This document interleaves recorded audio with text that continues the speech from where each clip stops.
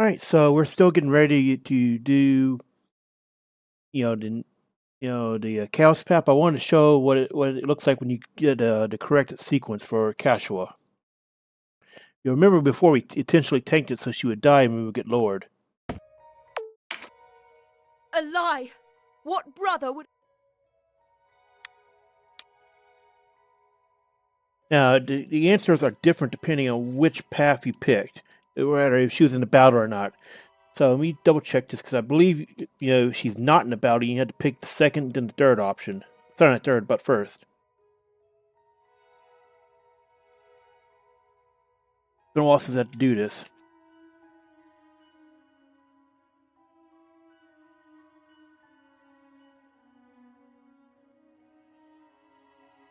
So she was not an active one. So it's okay. It's actually the second option is if she was present in the battle.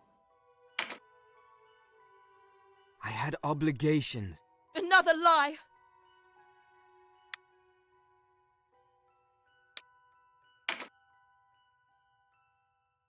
How could you think you're the Deneb. Sister, had he returned you to the king when the prince died, but he could not bring... He loved you too. You are not of his blood. You're the only... I did not want to lose you, sister. So if you went the other route where she's in the battle, then you had to pick two, then one. So it's an inversion. It's something to remember. Deneb. How could I have been so selfish? Can you forgive me? And this is the only time you can ever see the specific portrait of her crying. It is I who... And now Cash will be in the party. We're going to go back and we're going to show a princess loadout. Since we've been to Palace of the Dead and got Starfall and all that. You also get a different title.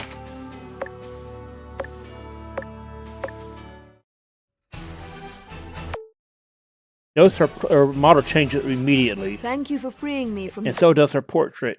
Now, an interesting thing about this is when you come into Chapter 4 from different playthroughs, like if you're coming in there from Chaos or Neutral, then her portrait updates to that. Instead of, what it looks like when you come here normally when she's in our Dark Priest.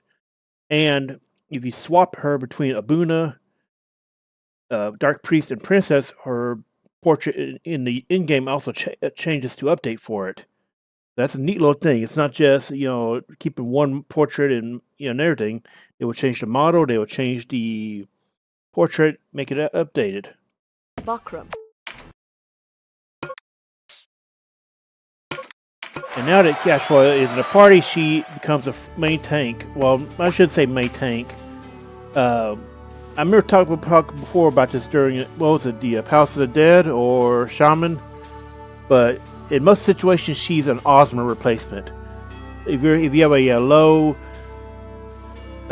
squad count, put her in instead of Ozma. She has more versatility, and you'll have enough damage with your main people. That being said, you should have her up in the main roster as well.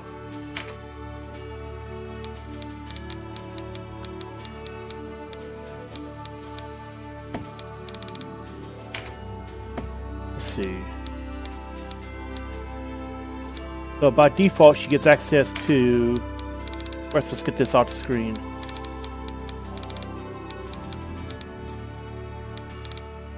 Okay, so she gets access to daggers, swords, axes, whips, hammers, for weapons. That gives her a lot of versatility. I usually just go Staff of Purification on her to give her boost as well as extra stuff like, ranged things. But notice she gets the Holy Water. I talked about this before, but she does get access to some inherited abilities from Abuna. See, can we... Okay, we don't have the marks for this right now, and you can pick up the marks from drops or certain high objectives.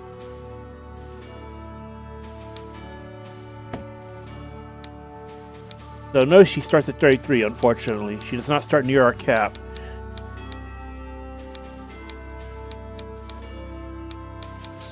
Let's change her position.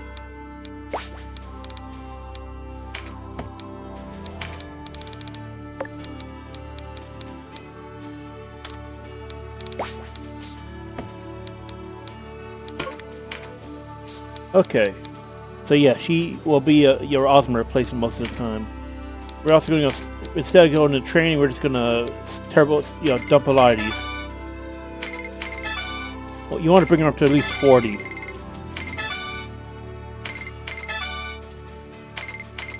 Because she's going to get a lot of excess XP from objectives at this point.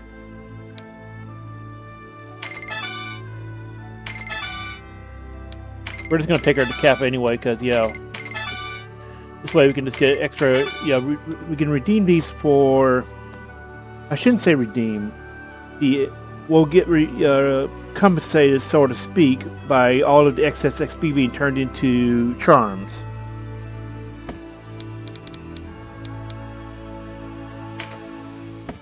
So now she's in the party. Go ahead and swap her alignment. She should be light aligned. Notice she can be dark. It's unusual because she's princess and all.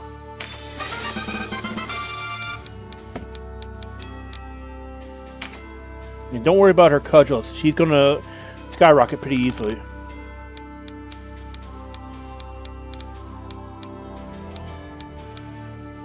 Give her Wisp Light. You already have a boon swiftness on Deneb.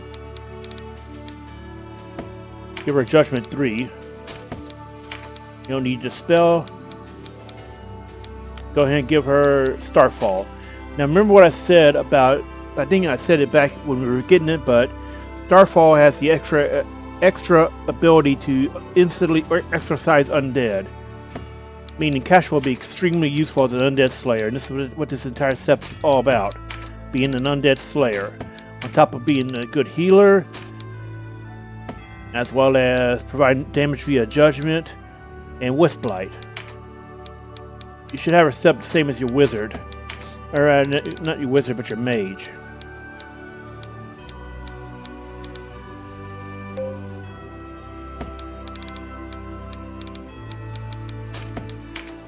So make sure she has Spellcraft. You may want to consider putting a Shift Stone or some kind of Magic Replenish on her in case Meditate 4 doesn't kick off.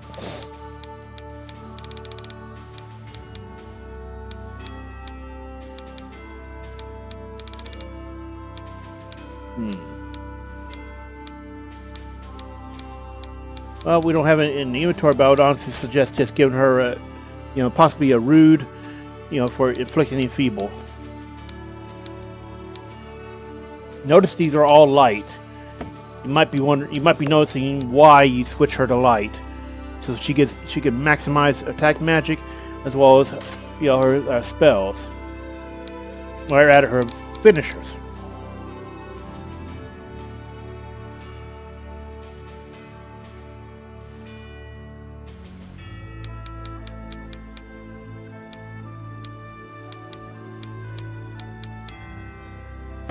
And you may want to consider, once you get your mage up to a certain point, like, let's see, where is she at? There she is.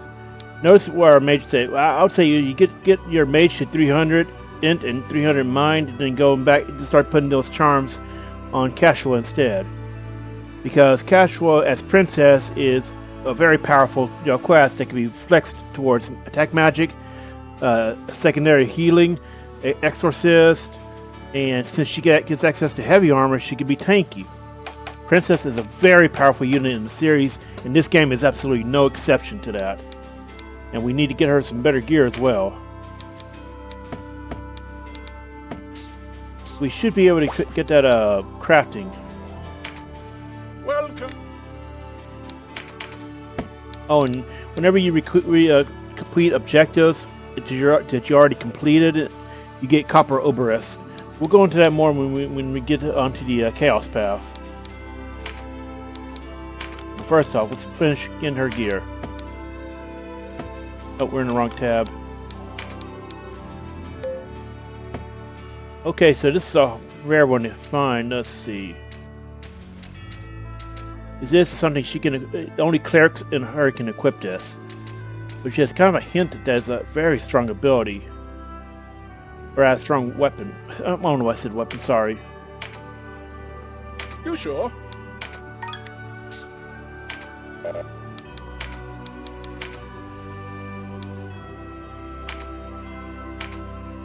Just give the word.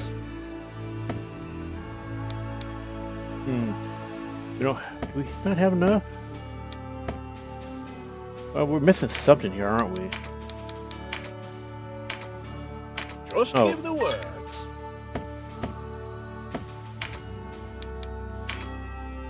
Okay, what are we missing?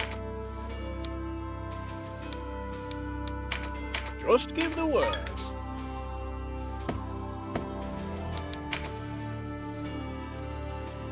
Oh, wait, we just... Okay, sometimes I get this mixed up.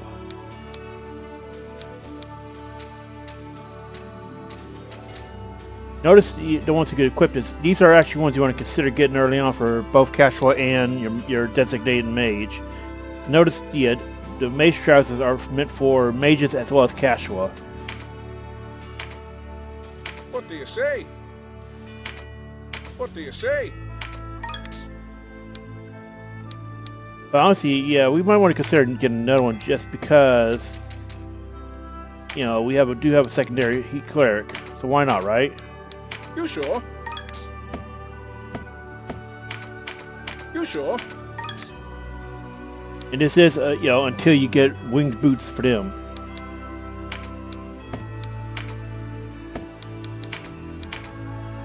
Just give the word.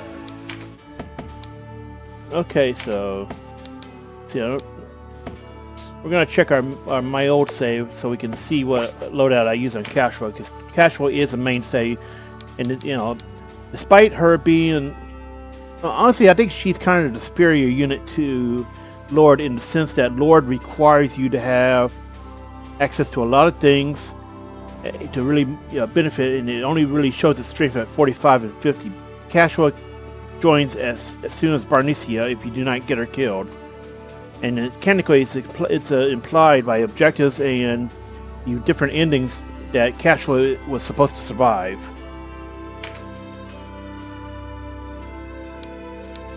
Okay, so let's go ahead and change your gear. Oh, so you're gonna have to manually put these on.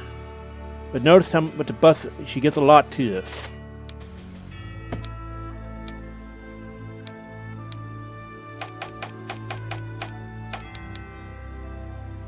Right, so you're going to have to give up these if you really want to have on there, but notice the benefits. There are items like rings that emulate fly, so it's a matter of whether or not you're willing to be more protective of your units in areas, or if you're going in areas you know you're not going to be having this kind of problem in. But really, I would just keep that on her for now. Keep the boots on her for now.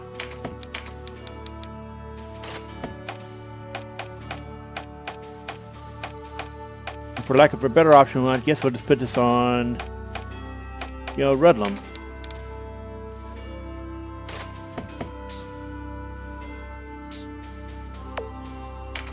Okay, so let's save. We're gonna check our casual save. Tactics Ogre.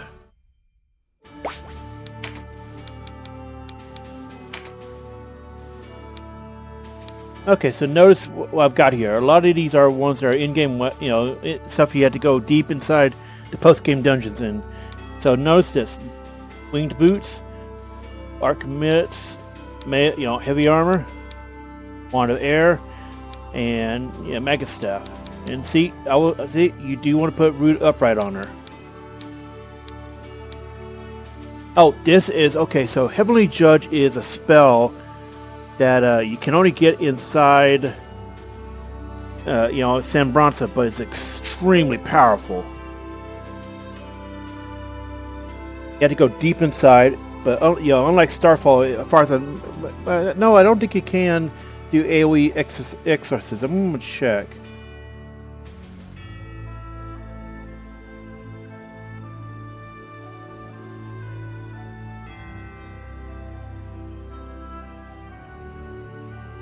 Okay, looks like it does cause exorcism on stilled. Okay, so Heavenly Judge does that. So it does the same thing as Starfall, but you notice it's got a lower. It's got a higher cost. It's 50% more, but it's also got higher area. Yeah.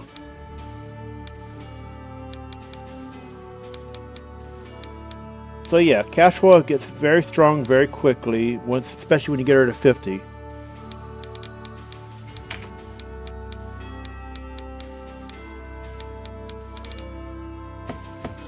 You know, the big difference between her and the Lord class is Lord, you had to make sure you go swap to everything, make sure you get everything correct for your build. Catiua is pretty straightforward. And also I can show you what I was talking about. Okay, we don't have any Buna ones, but we do have Dark Priest.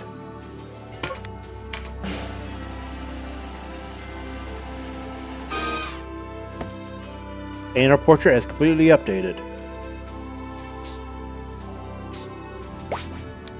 And if you go into the Warm Report,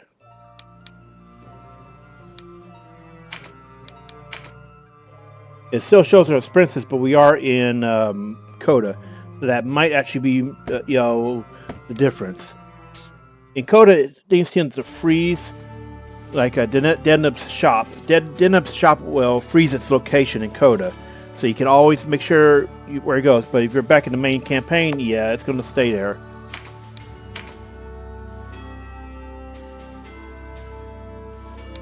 Let's see. Actually, we could just use this save.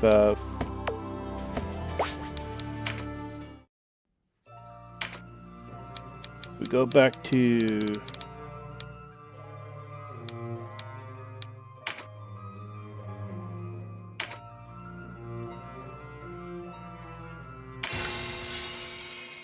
Just want to check it, because it should update her portrait in the Warm Report as well, because I remember it doing that.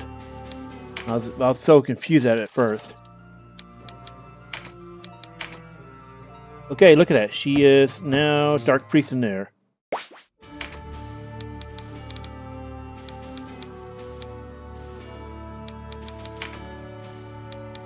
Also, it's kind of funny. She's a Dark Priest, but she's got light.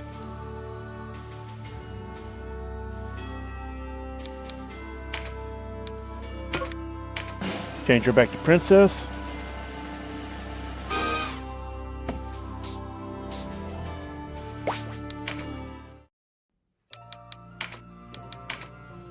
And it still shows her there. Oh, this, okay, I remember now. This is because she died in this playthrough.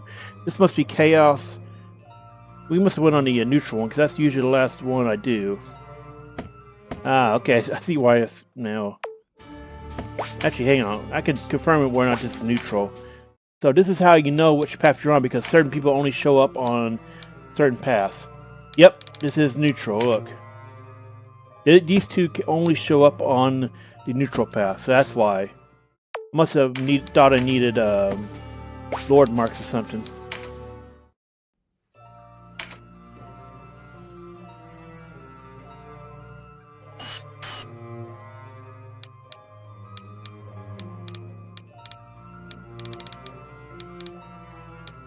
Notice deep branches. We'll be talking more about that when we get ready to do Chaos. Okay, I see now. Chapter 4 Neutral overrode it.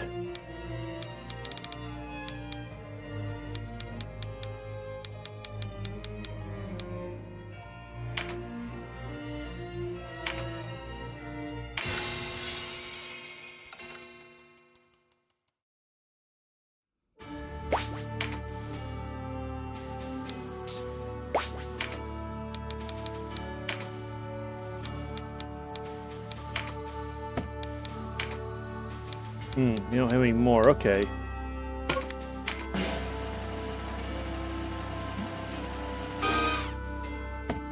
No, she'll keep the princess model by default.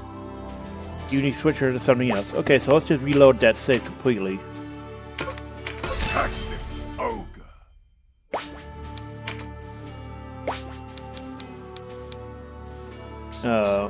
Let's see. Yeah.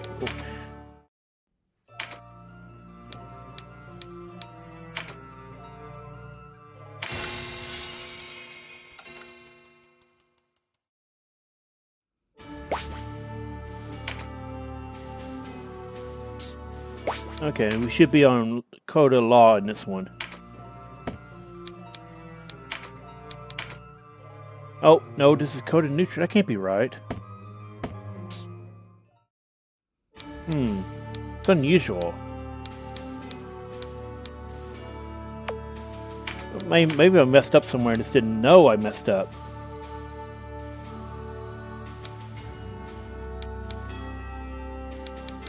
Because since this is a coda save, it should be one with Catiua alive.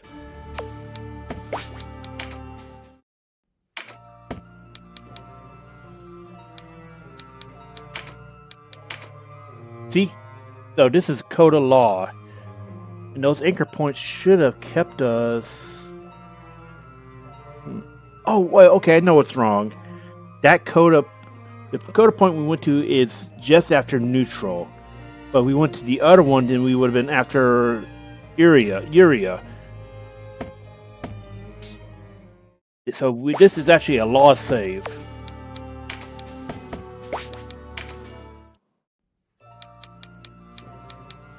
So yeah, we go back to this anchor point, then we're back to just after, before going to San Bronsa. Okay, yeah, I remember now. See?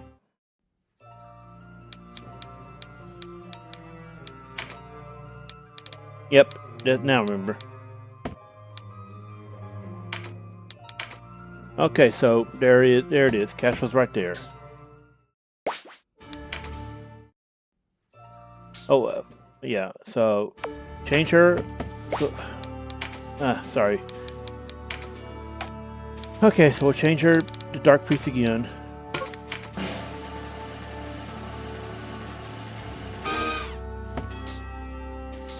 And it should update her in the Warden report as well. It didn't. Well, I know I've seen it before, so we may, when we get to Catiua in Chapter 4 again, we'll have to discuss that, because I believe that's, if you had the class marks and everything, it should update her portrait in Chapter 4, assuming she's alive. But anyway, so we'll see. We'll still see when it's time to do Chaos. We are actually getting close to finishing that up right now, as you may have noticed, from the initial start here. All right, so we are back. We've rolled tarot back to Chapter 1. Notice notice our Chaos frame is now available. The Chaos frame is basically telling us which factions like us, which hate us. At the start of the game, you're going to be hovering around, 55 to 50. And some things to know about the World Tarot. First off, you can go back to any previous chapter you've unlocked as anchor points. See, this will take us back to around Duke Ronway being liberated. Just after that, Tynemouth Hill and Krysaro. And notice the branches. So these are indications of where we can go.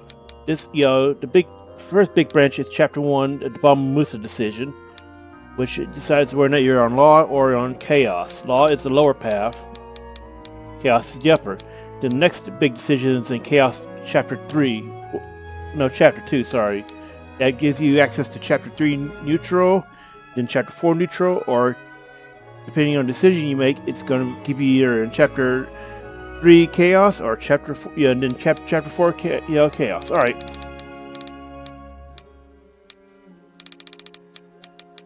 And you'll notice we still have not picked up Asyton yet. It's not something you can do in any chapter for as long as you know when the latest you can get them. The latest you can get them is before Barnicia. If you go to Barnicia before getting them, then you can't get them at all in that run. Until you access unless you're already in a World Tarot state. And some things to know about the way it works here. Your shop carries over.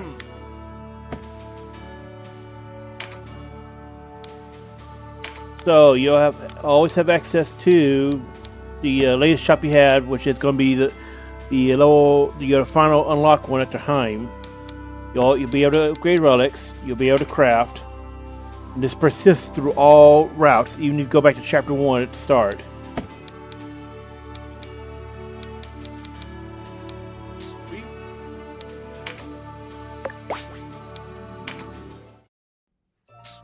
Wrong one.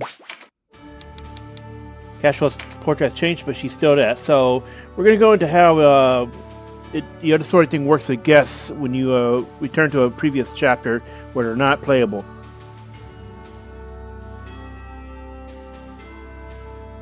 Alright, so first off, let's get through here. Now we're going to be going through Unsynced, so what that means we can get through very quickly.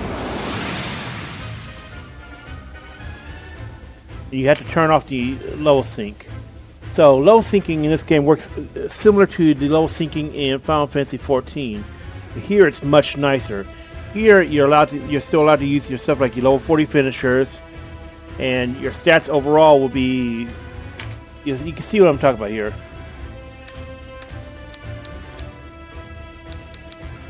So we're synced to level 9, but we have higher. Sorry, we're synced to level 7, but we have much higher stats than we did. Back then. I think we had like half the hit points here. Notice we can still use our finishing moves and all that.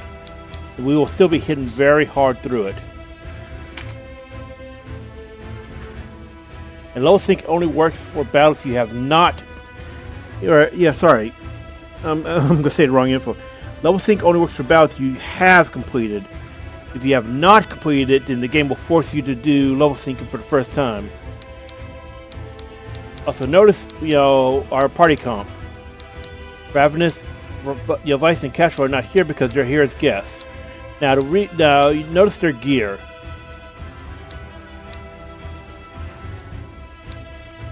So, whatever your stats are, your gear and stats are on them, they will be here. So, they will transfer all their stuff over, which could be kind of interesting depending on what's going on. If I walked away now. So here she is in her in-game princess, but she's here back at the start. And we'll also note we switched her to the Holy Comet because apparently that's actually a very strong option. And I've never actually tried it, so we're going to learn together whether or not it's good. And we'll go into why you see a lot of extra people in our party in a little bit. First off, let's get this battle cleared.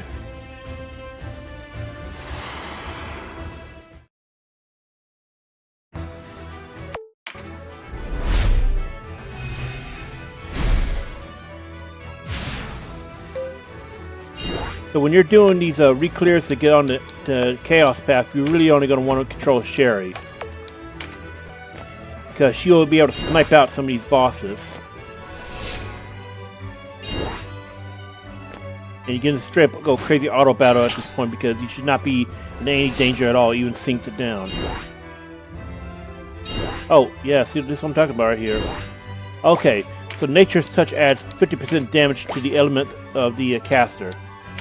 So, what that means is, with Gnome, yeah, we just got 50% bonus on that.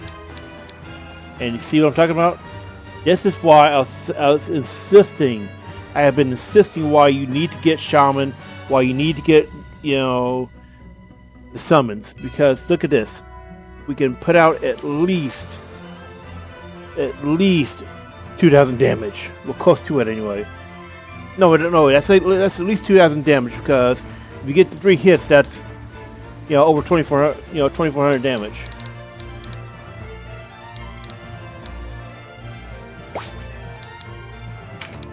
Oh, we can reach him from here. So notice that. This is why you want to have her Dragon Magic as well as Summons and Apocrypha. Because she just turned this battle into, a 2-minute affair. More.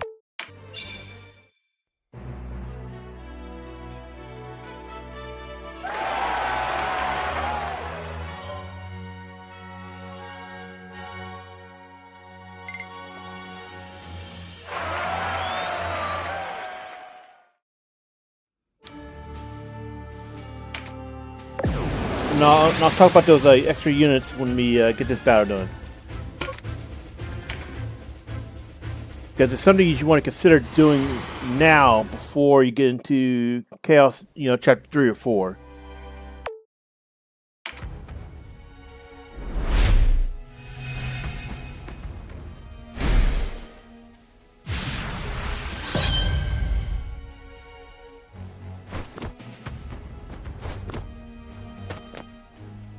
As usual for Gomp, this is just the same as before.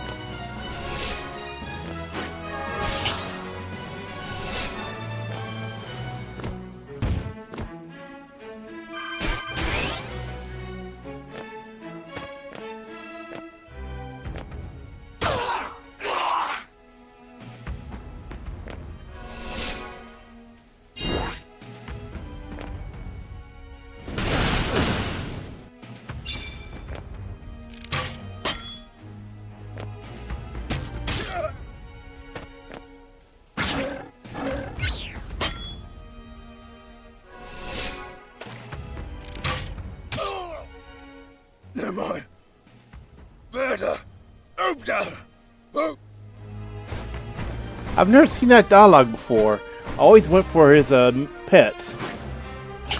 Huh.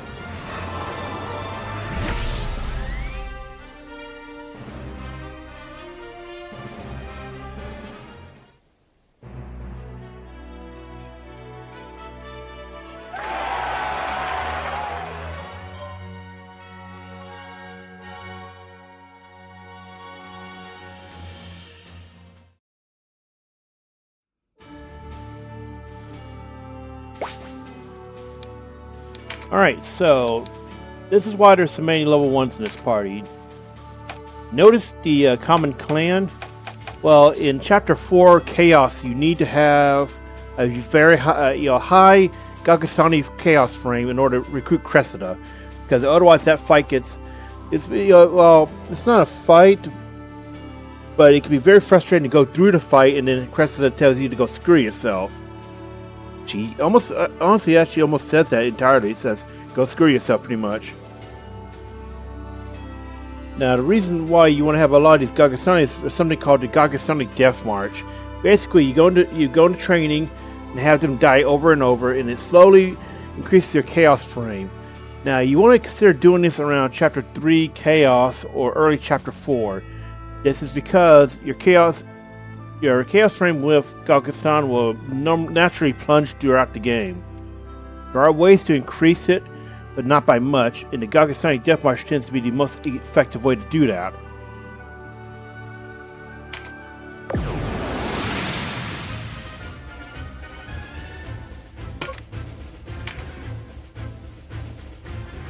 So this battle will go by pretty fast. And since we're going on the Chaos route, we're going to have an entirely different battle, which means level sync.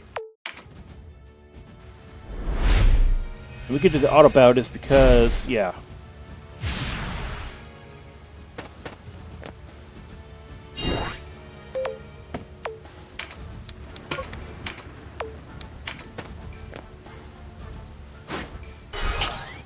And I don't know why she would do that to the archer, like... Arycelle's not going to do anything with that.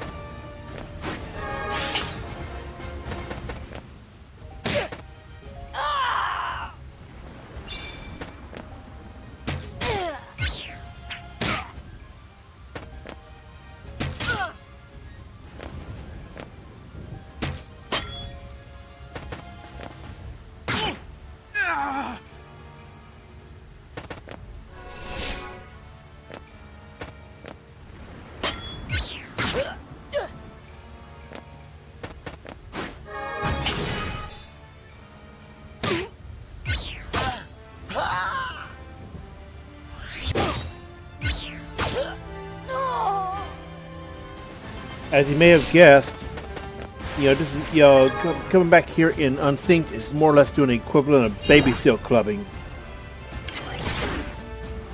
I know that was kind of messed up.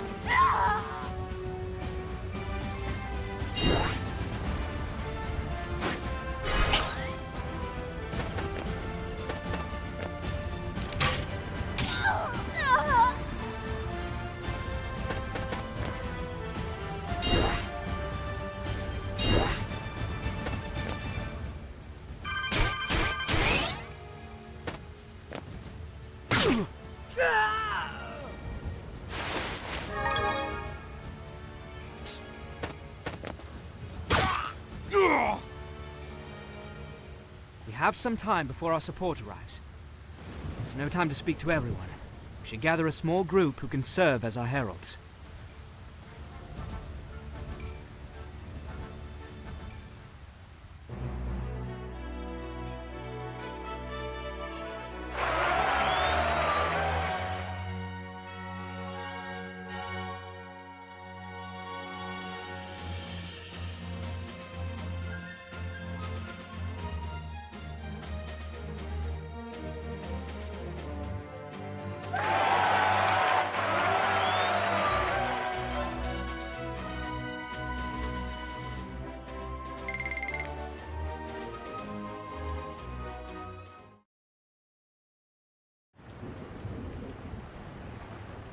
Are you daft? We didn't come all this way to listen to you spout nonsense. We are not the enemy. Or are you so taken with your Galgastani masters you have forgotten?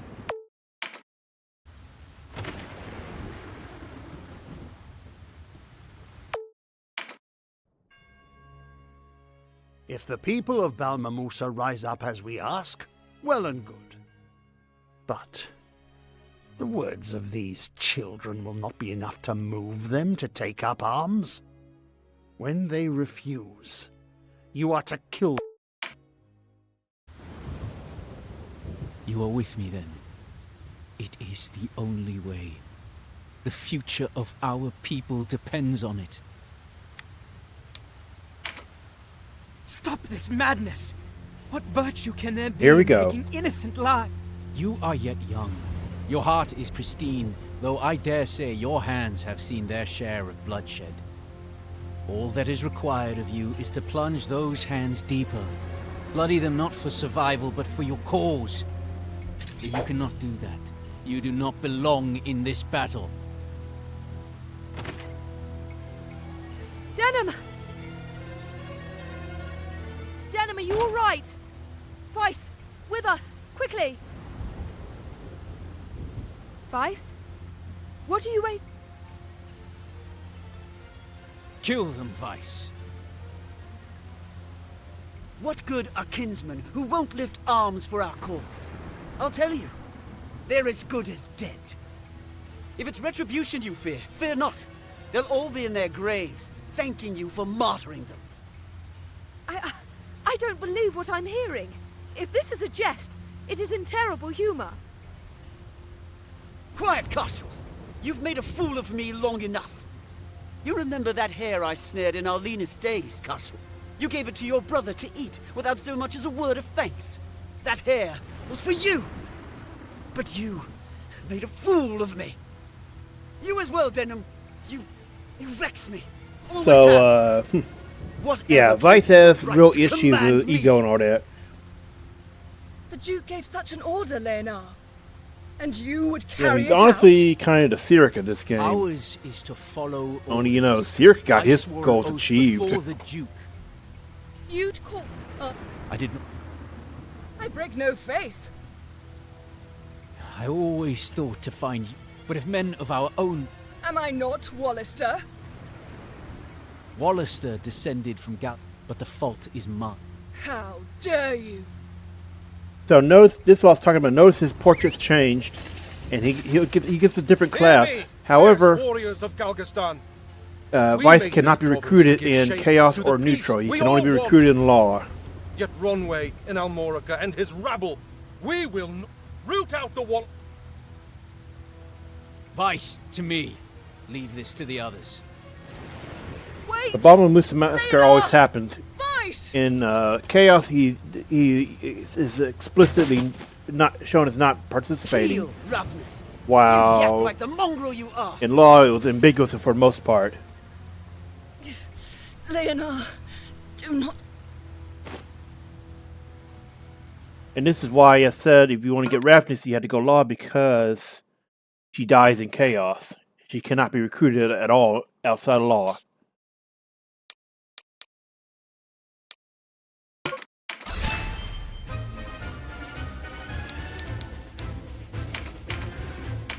And notice we can put her back in now.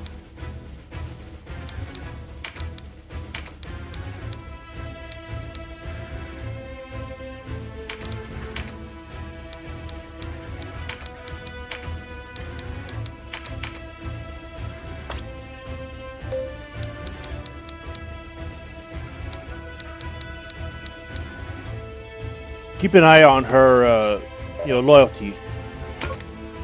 Because when we go to neutral, there's a special Arycelle interaction we gotta cover, and I will talk about that when the time comes.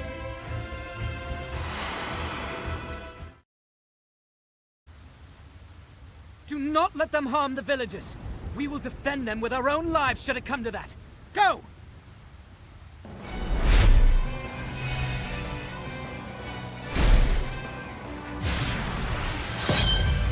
So you can honestly just auto-battle this if you're coming here from Coda, or just a plain, chapter 4 clear.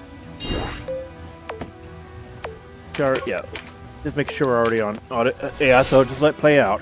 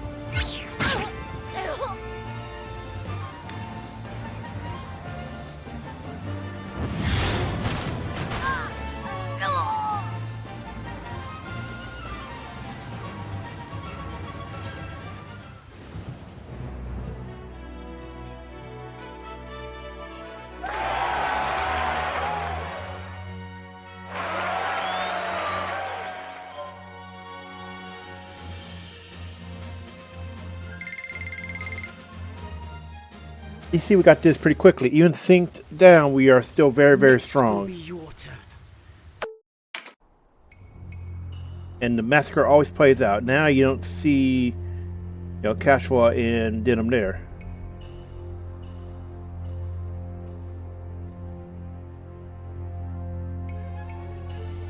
Oh wait, never mind. Yeah, you still see this specific spot.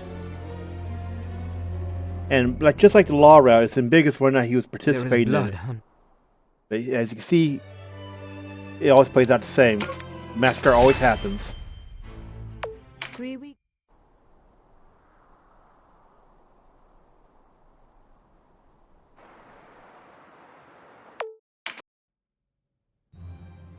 Don't go on blaming yourself.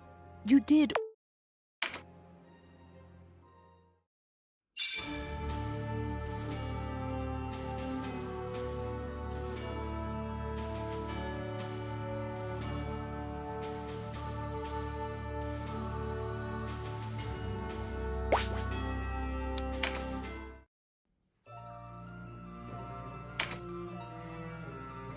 Notice we have a new anchor point.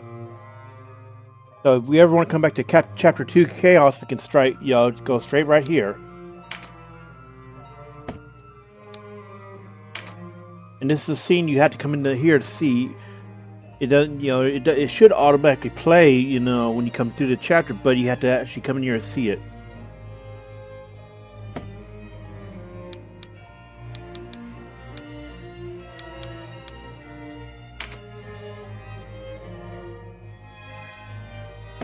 It's actually really crazy how different her story is. But notice that this is what I was talking about. Your chaos frame will naturally change over the course of the game. It can be hastened by whether or not you actively kill units or you actively don't kill units. For the most part, it's almost impossible to have a less than 50 for Zenobia, Balmamusa. Was it Bomoka and Bordu? I don't know. Those, because the units for those are outside the game scope, in that they very rarely show up, so you almost never will see a penalty towards them. Lotus and the others, however, those are actively in the game. Your biggest Lotus plunge will be from when you are going around killing the Dark Knights, as well as their Lotus, your underlings, near the end of the game. That is where your Lotus penalties are going to be coming from. You look at our kill count. We've killed 3 from Bomoka, 2 from Balbode, and 80 from Lotus. So yeah, there are an incredible amount of people from Lotus that would just plunge it.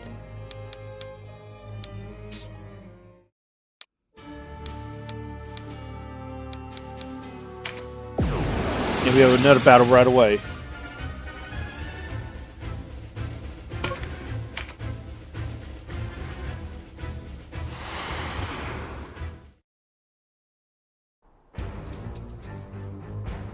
I find you, Deneb.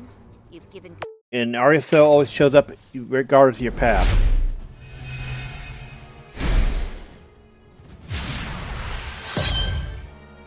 And she tends to show up earlier in Chapter 2, but a decision late in Chapter 2 can heavily affect her loyalty if she's a recruited unit. We'll go into how to cheat that, so to speak. Enough of this! We were there.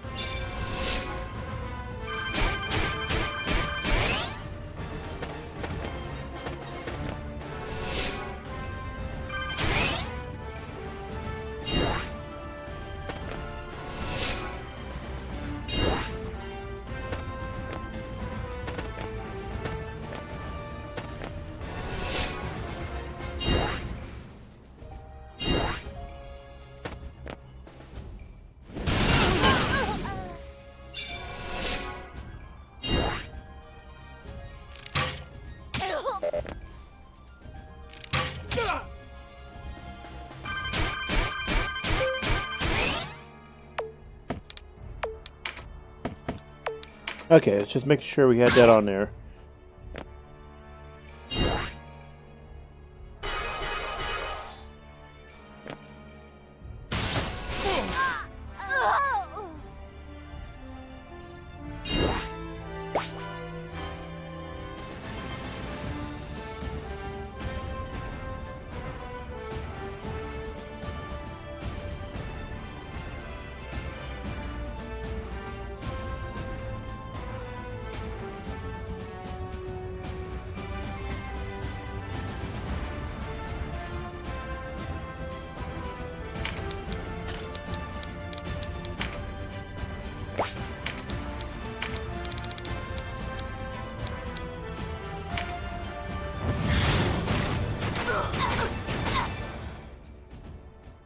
I know when I am Once bested. again, we see why I kept saying, get Sherry, get Shaman, get Summons.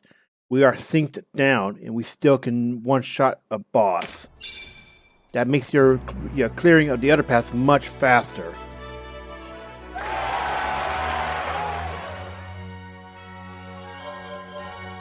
So I've never seen that Vartan one before. As many times I've gone through this after, on a clean save, I thought I would have seen that by now.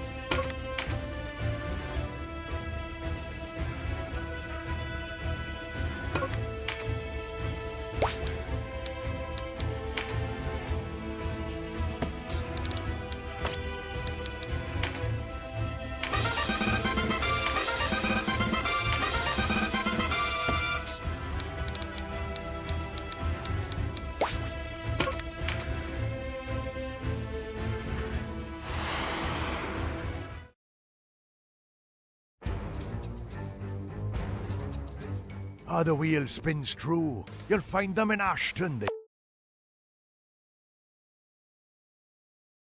Alright, so here is how Xapan's thing works in Chaos. He cannot be recruited in Chaos, and he has a different outcome. He can be recruited in Law, though.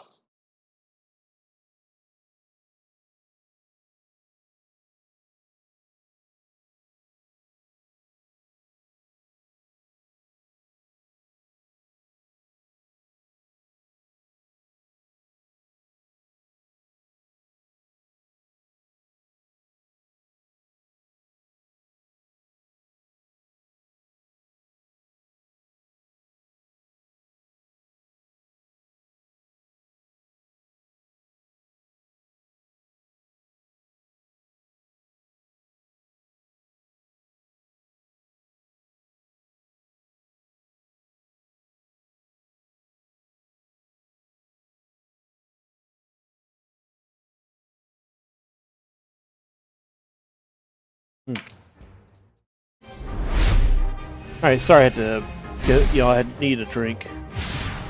The Spawn's story plays out much differently here. He's an active antagonist, and he can't be recruited.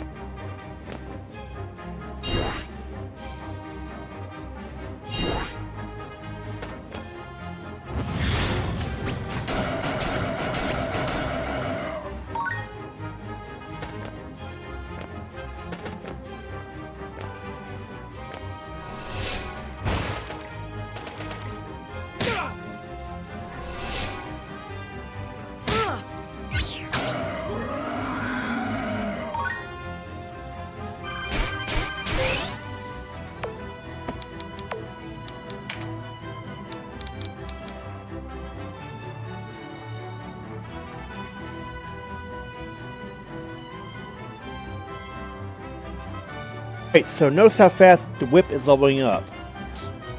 Pretty much, every single auto. This is actually a key for Arycelle's, loyalty later on.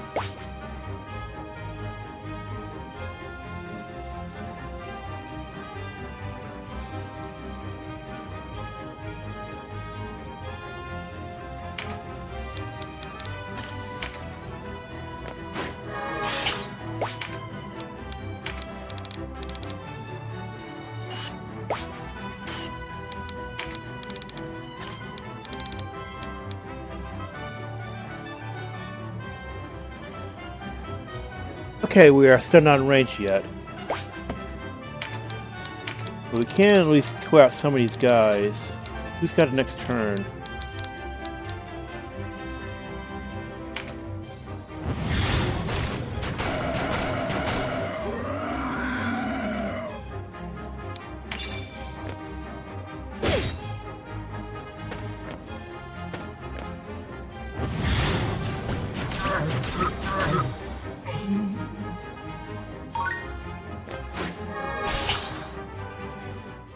You there, warrior.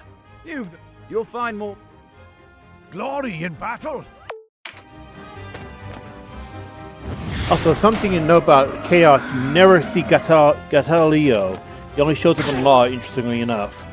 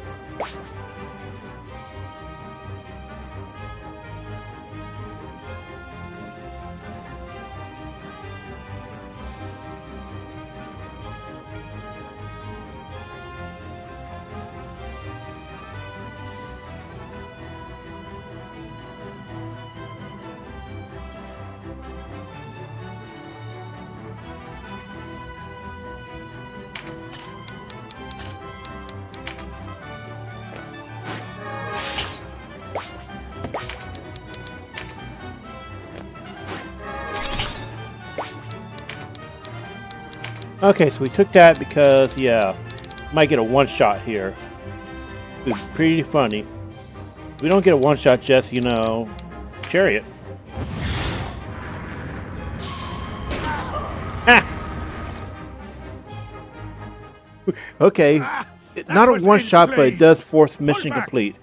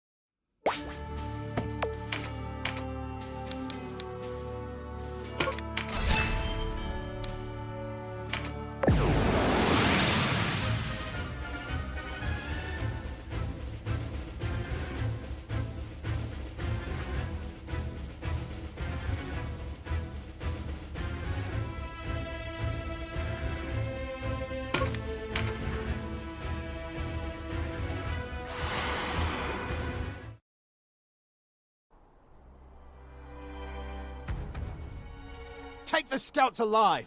They'll talk. Okay, so this is Arycelle's different, Decurion. Hold on. I know This is the Thunder Maiden. Okay, so this is Arycelle's entry into Chaos series. Once after her ambush at Port Asyton. Now, notice who was here, Decurion, who we did not normally see until, what was it, Deep Chapter 3? Yeah.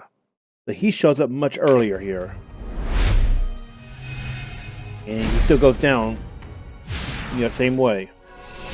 But now you have to protect her. It's also an assassination mission. So when we get access to Jerry, you might be able to get him in the first turn.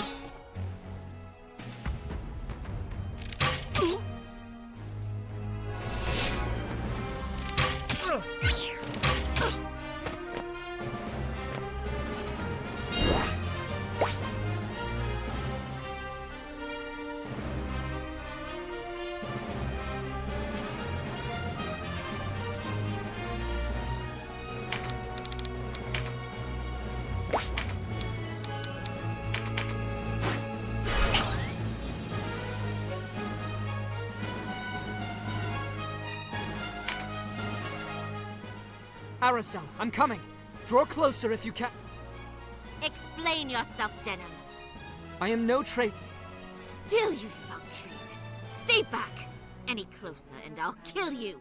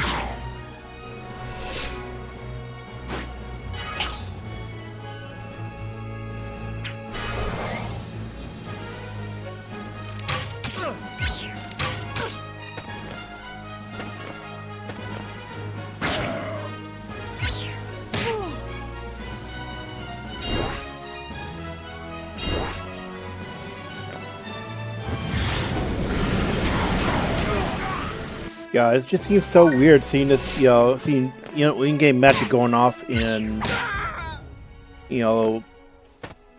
early games. That's the joy of the World Tarot.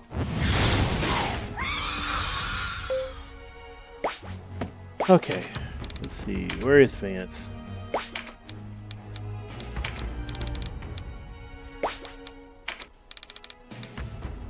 Okay, Gnome is a kill.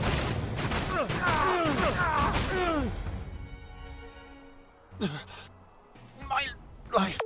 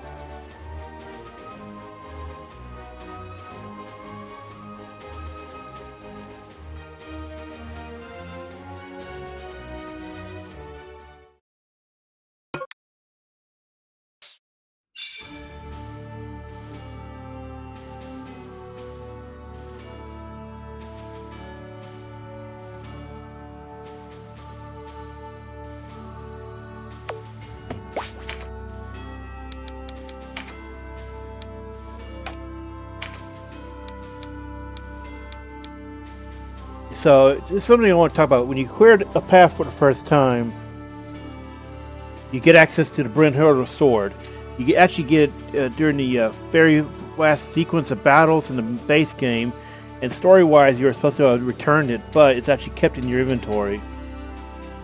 So I would just say give it to her, because it's stronger than Lombardia, has a built-in resurrect once per fight, and it does an incredible amount of damage.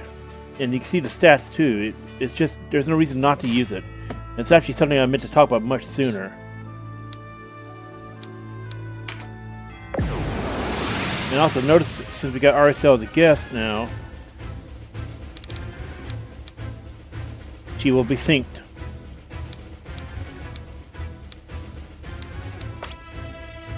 But otherwise, she has the exact same stuff we had her loaded out with. But she'll still have access to everything she would normally in a 45 battle.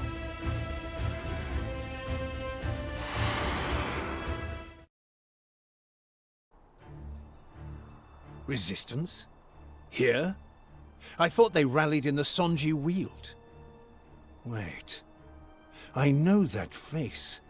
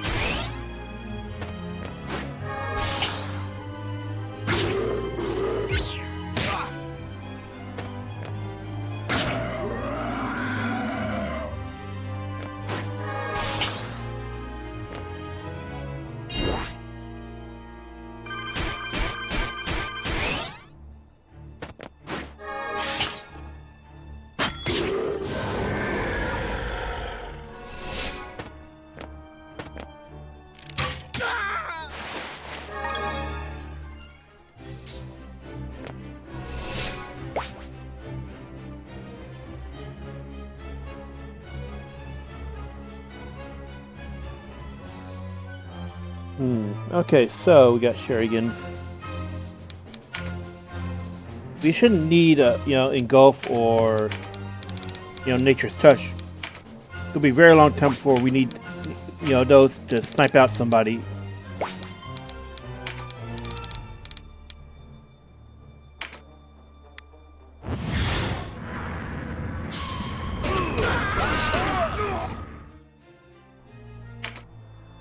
One of the biggest things about the draconic magic spells is they have higher base range than the other stuff. So unless you're having trouble getting engulf spells, you might just be better off using those at times.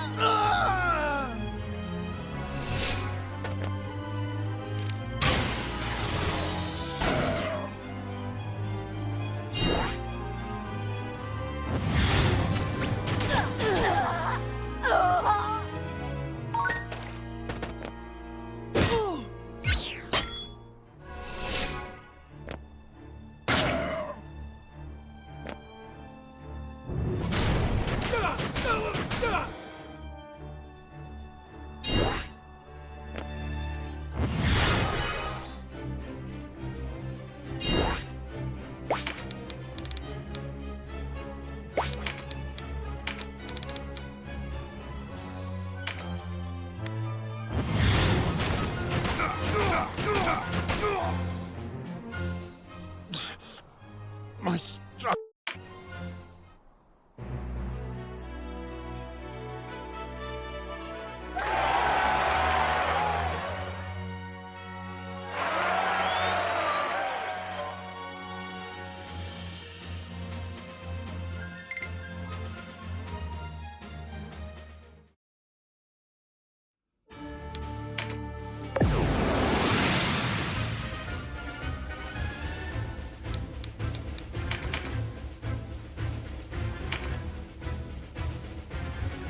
Also, note Vyce's portrait will not update.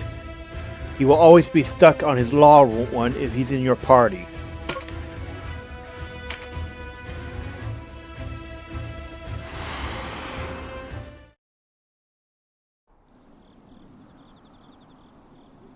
There's no one here.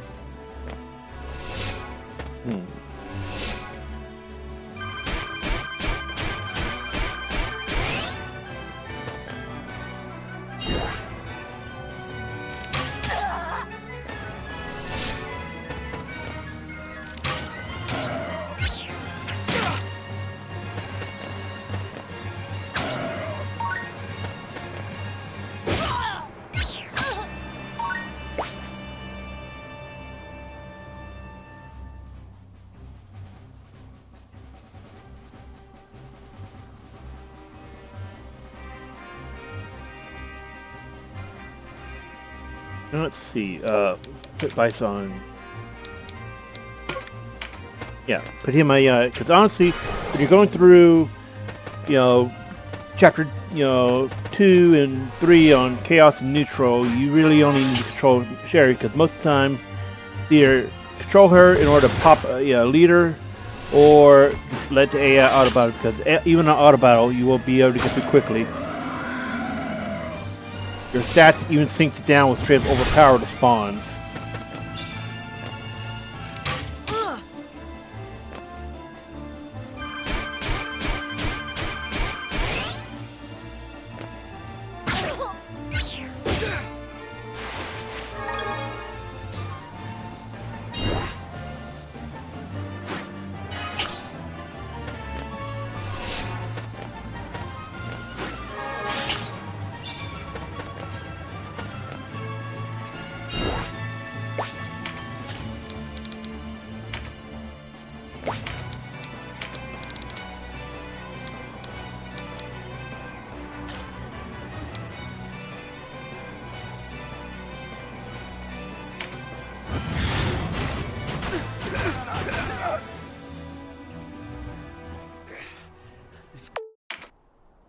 Easy peasy.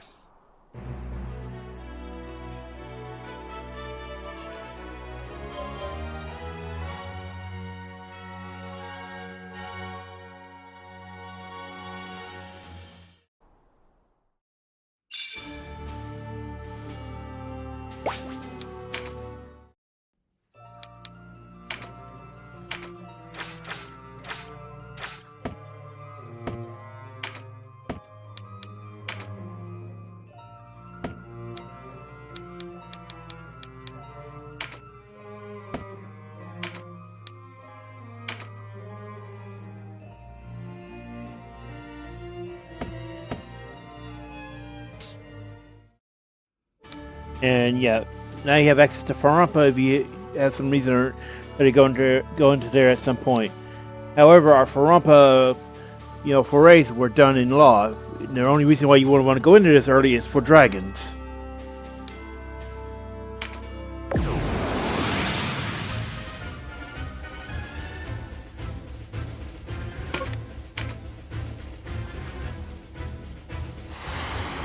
Notice there's a lot of assassination missions so far. The hero of...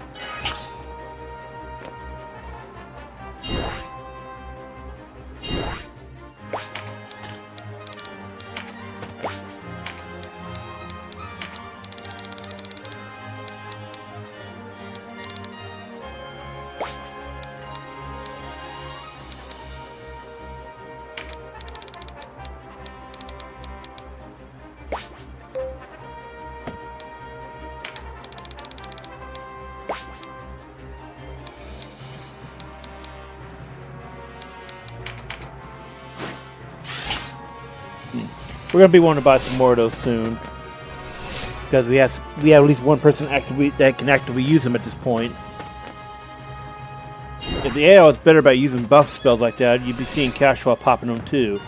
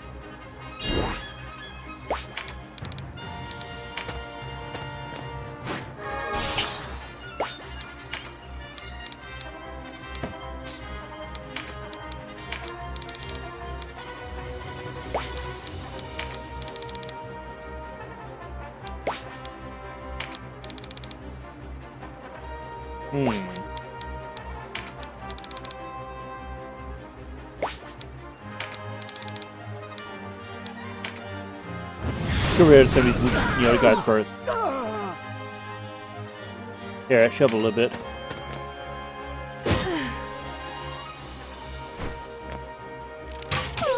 Actually, if we... I think Kenneth's gonna actually finish that.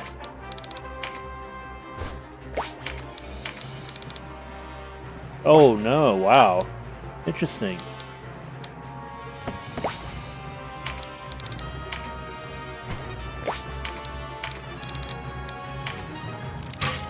So even sync these, the sync forces, a breaching. That's interesting that it goes up to 30, still double digits. Never really had to pay attention to that spot 15 before. As you can see, it has almost no effect on magic.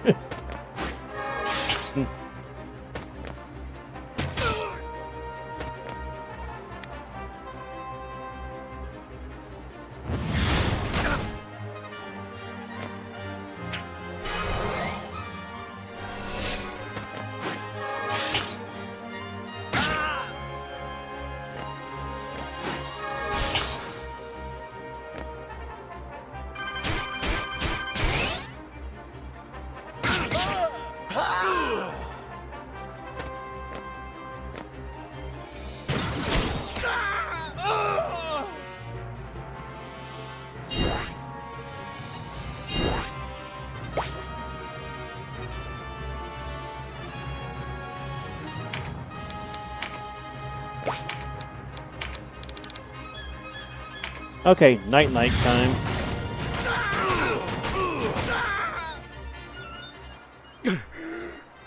done.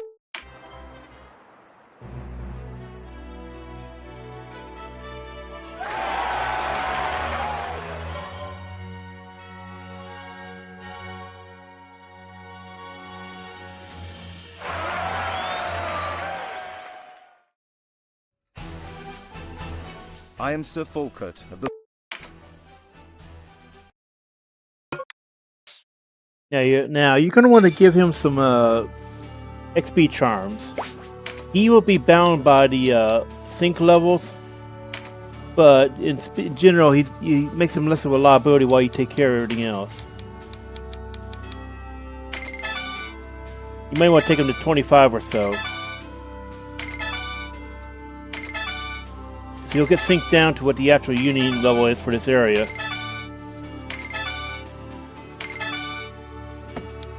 And you just mostly want to do that in order to make sure he has no trouble staying alive. So give him any spare gear you have as well.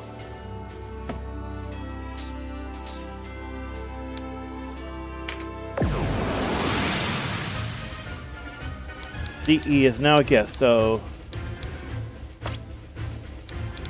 Notice the red line on there. I'm about to show why it's there.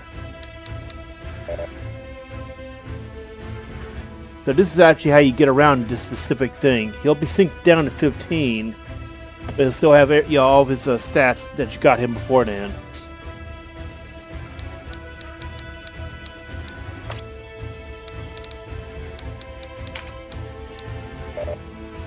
It's interesting it says that when she's actually just capped out. Yeah, that's what I want to do.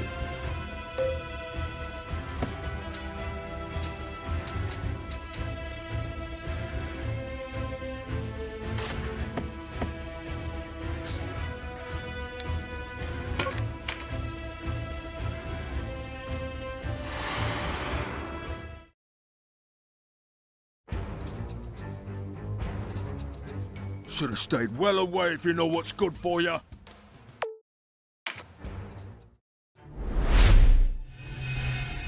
So this is an interesting sequence that has a different, it just plays out differently in Chaos. In Chaos, we actually see his wife. And here you gotta keep the wizard alive in order to get him for the next sequence.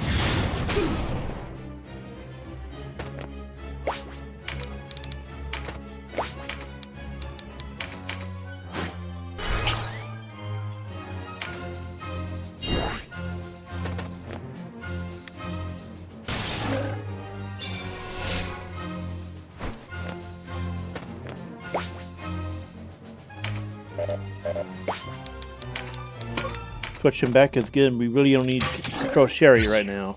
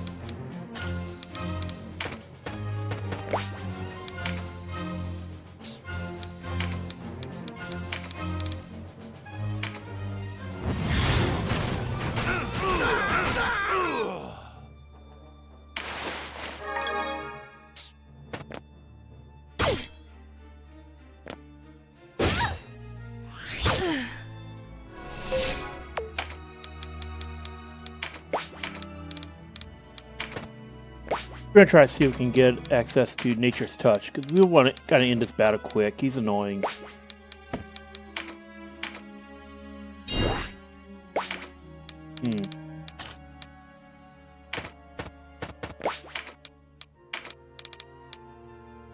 Or alternatively, 4 hits. If we can get 4 hits, that works too. There we go. It's over. Veldre. Yeah, and Veldre is someone we see in this path. There's no mention of her in the Law path. And anytime you get a duplicate, like the Ways of the Gurgis, it just converts into Goth.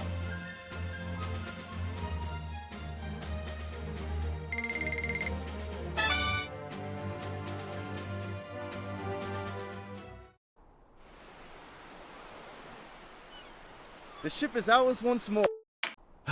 Yours is the final. You have our swords.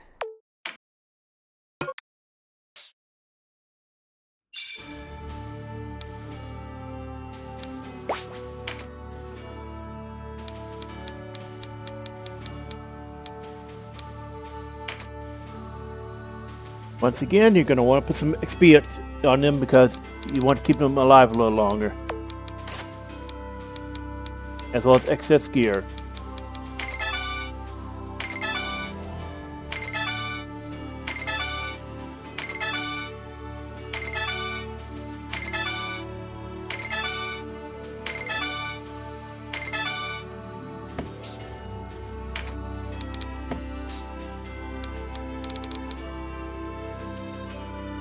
Notice, the generic male wizard has a gray beard, but the portrait shows, well, a white beard, but the portrait shows a full brown beard. And he's just a palette swap on the model, but he has a white beard on the portrait. There's so many inconsistencies in this game that have always bothered me. Like, look at her. She has brownish, light blonde hair here, but her princess model shows blonde, blonde. It's whatever.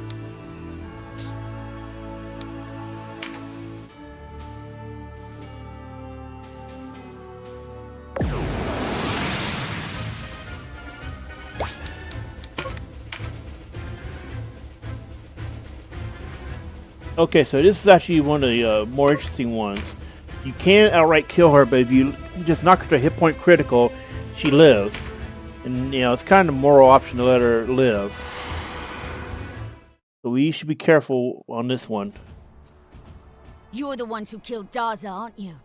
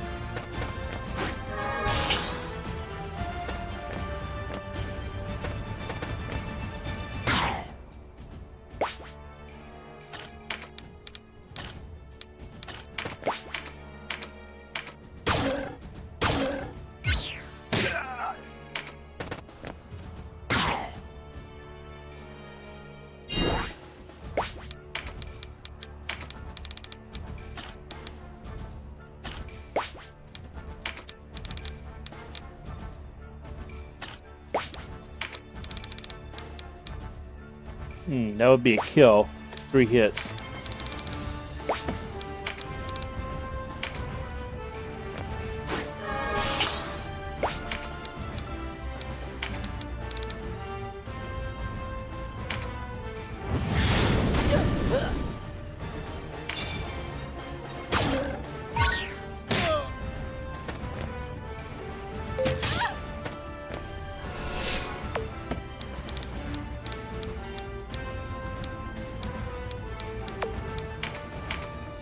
I think Canopus can snipe her out. I'm not sure. We want to try to give her the ability to just get away instead of outright dying.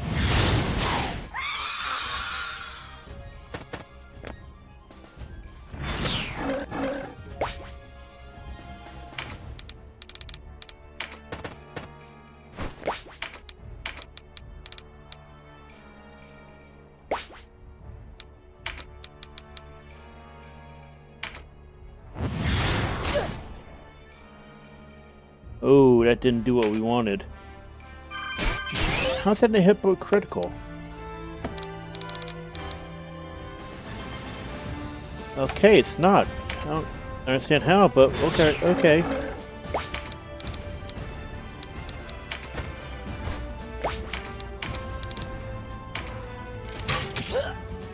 You have to keep peppering her with arrows.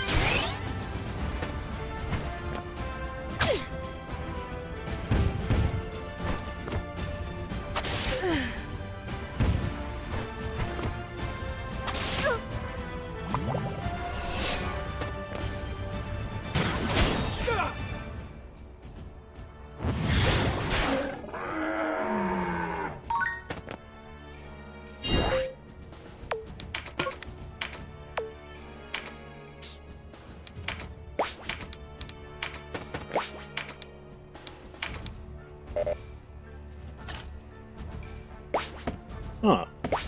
How's that considered out of range? We're standing right next to her.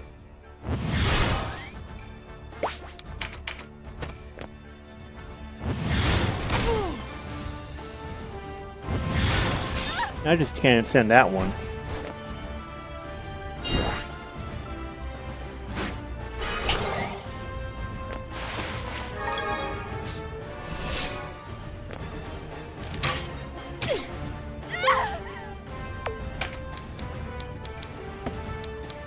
My AI is making weird choices again. That'd be a good long while before we had that problem.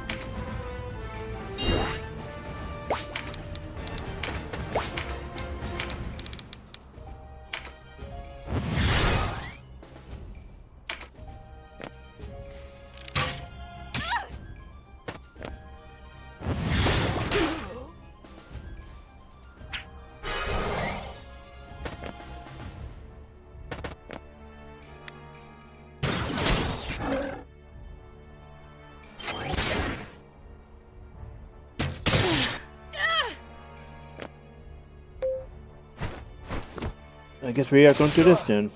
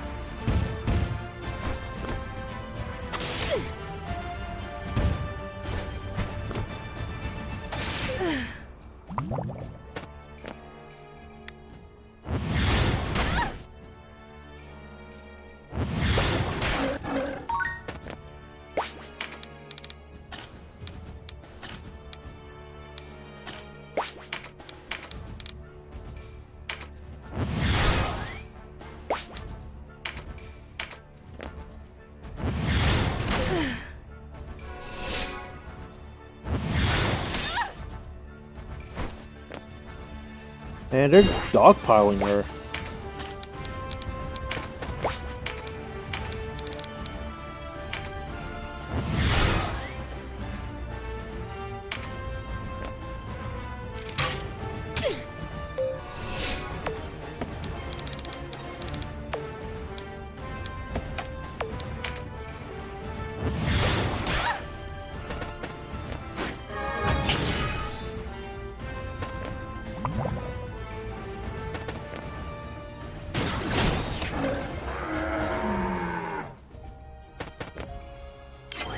Yeah, of course. Oh, huh. Going for Catiua instead of easy kill, okay. I mean, I'm alright with that.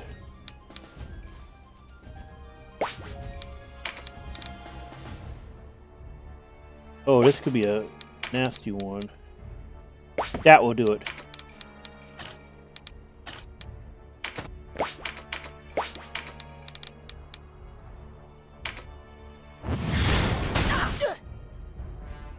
Oh, how's that not?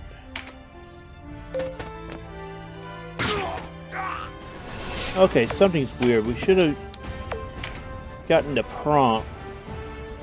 She's hit point critical. I'm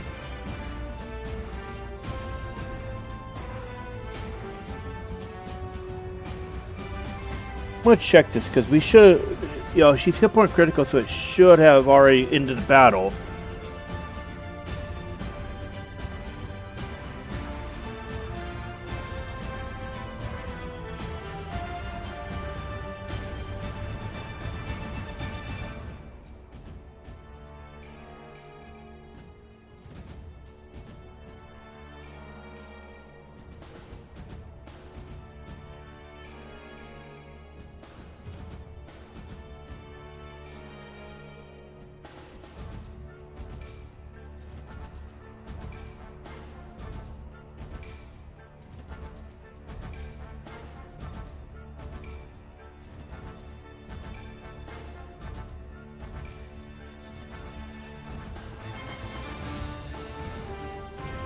Okay, so we have to wait for the dialogue to figure.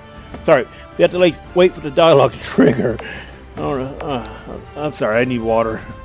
And possibly some sleep.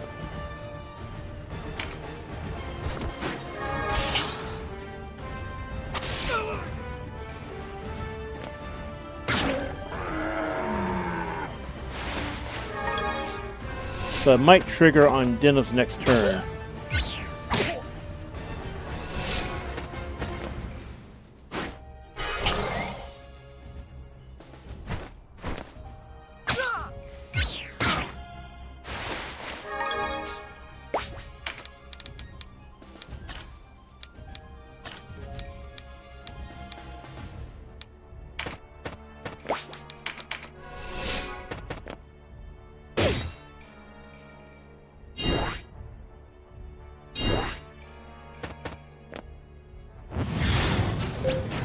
Oh, then again, Catiua could just go bloodthirsty.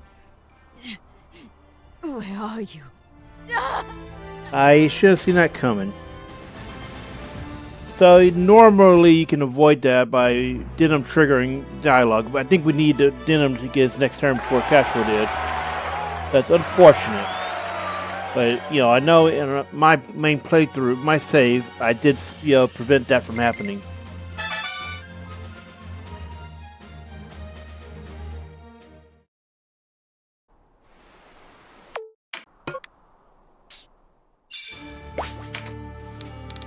And you know the drill. Pump up Cistina. Now, Cistina has a hidden class. She is one of the Shaman Sisters. Meaning, if you wanted to make her a more melee, well, I'm not sure how to describe it.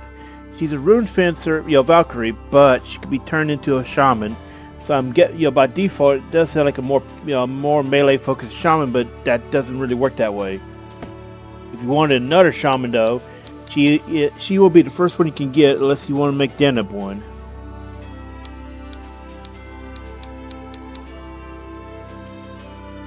But you know the drill, pump her up a bit, because you're going to be going into areas where she is a guest.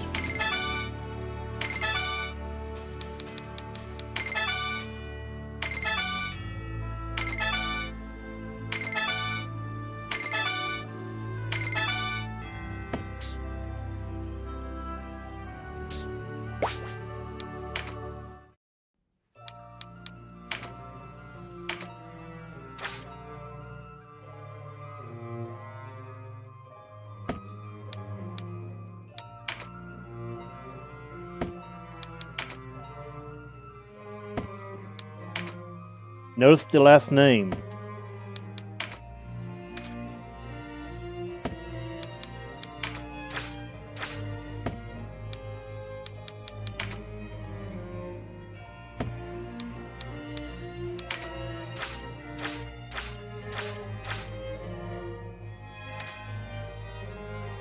And you know the dialogue does change if you manage, you know, to get her to leave.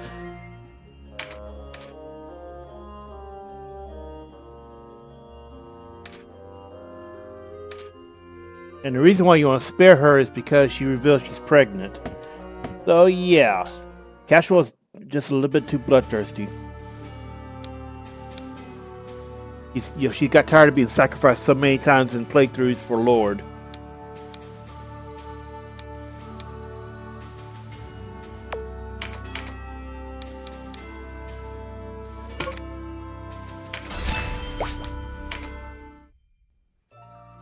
We're going to jump back to Law real quick because I wanted to show what Sherry's last name was.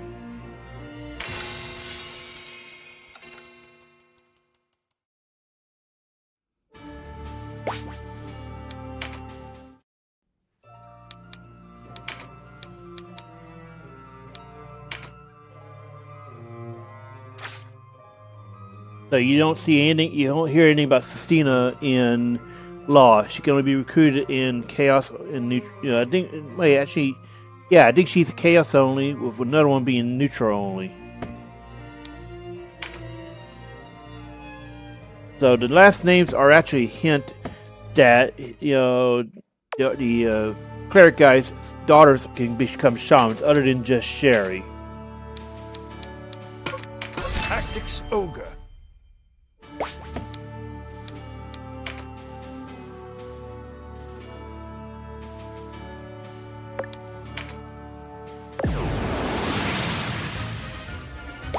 Another assassination.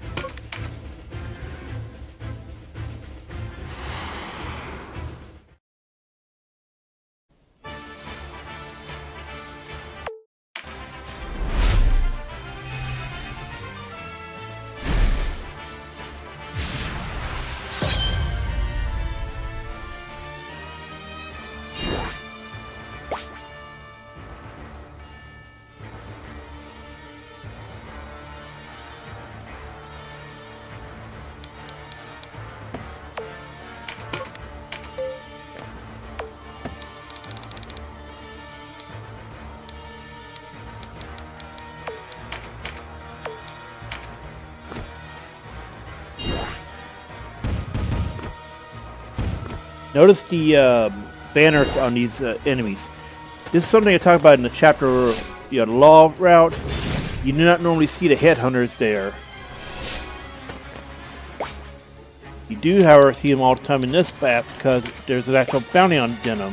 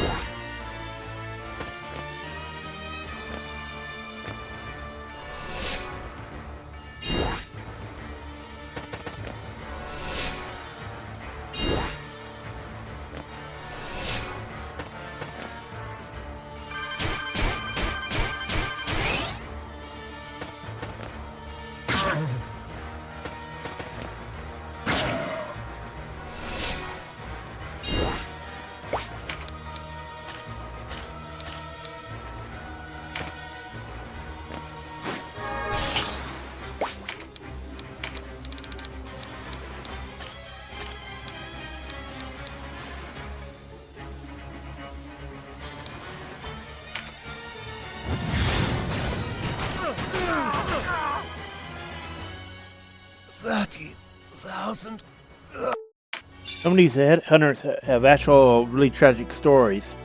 That guy was just trying to save his daughter. So he decided to take a swing at Deneb.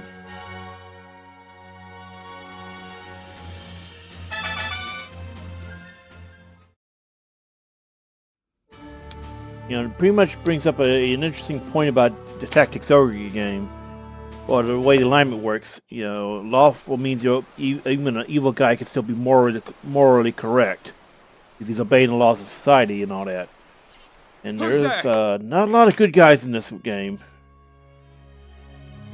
You bring wanted men here to... Might as well tell every crier and herald from here...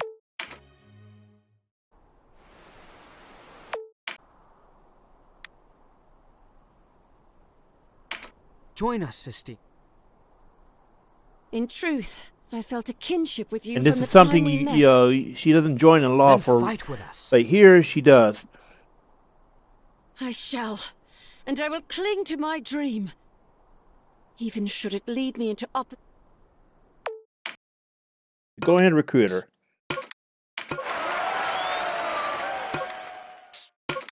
Now you get the other two as well.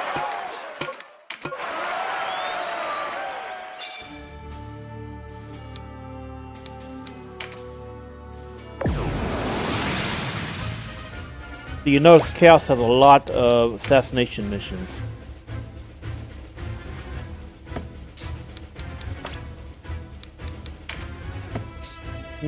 That intelligence charm, we might want to pick that up.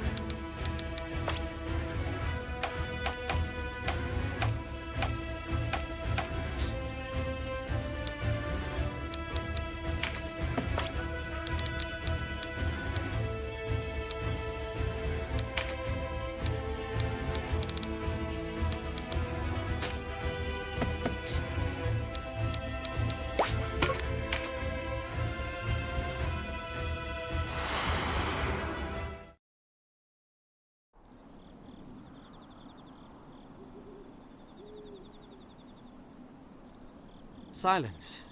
No one's here. It's all right, sister. You can come out.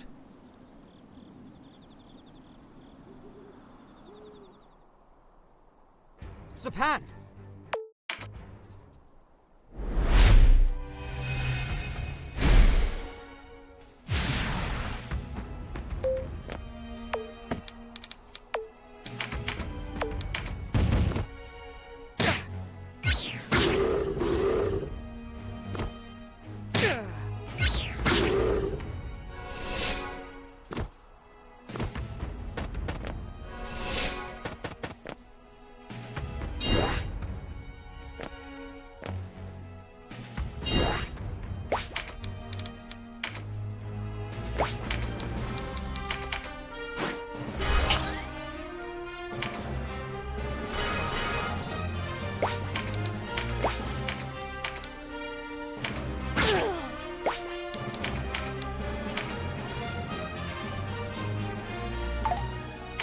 There we go.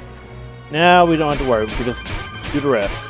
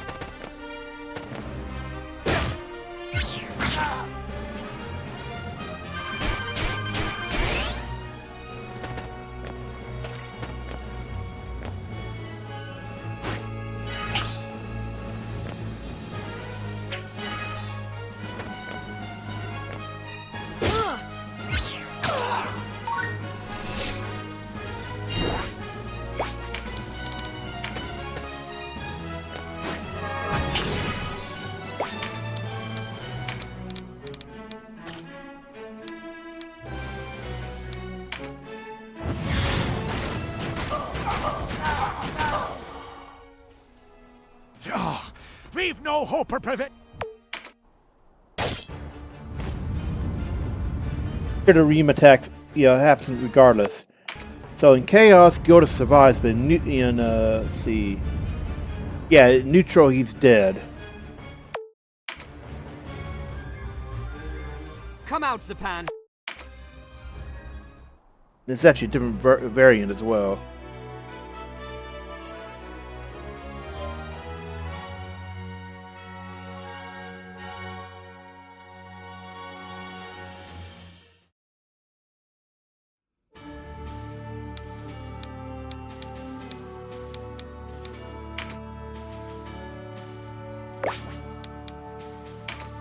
Good day.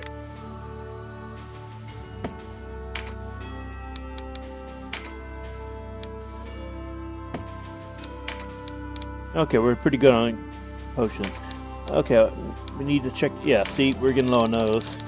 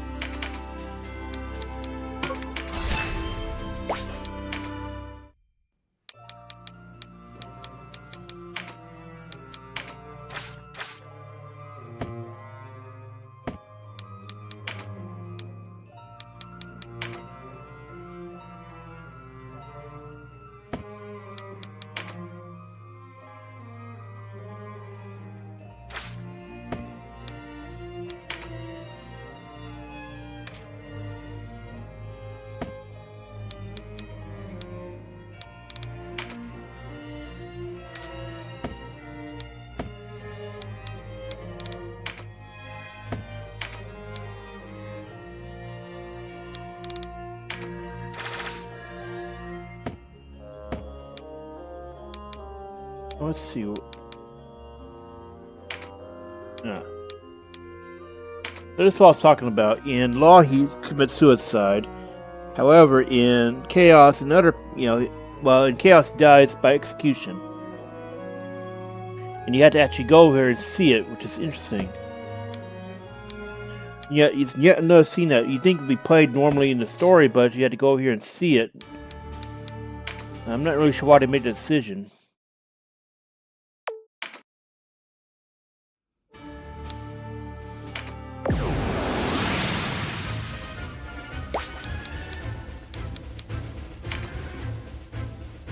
Okay, Mind Charm. We definitely want to pick that up.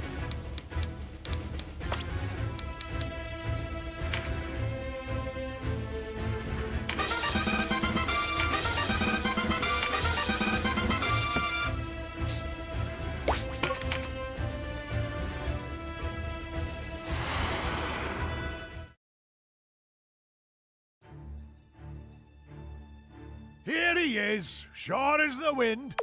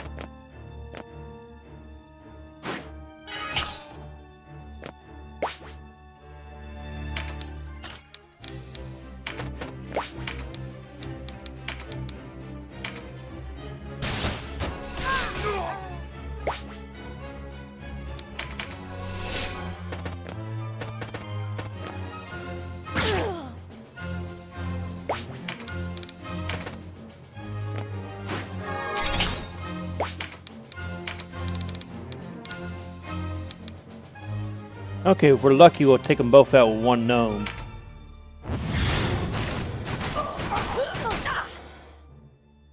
Just her, apparently. The spirits have the wheel fight.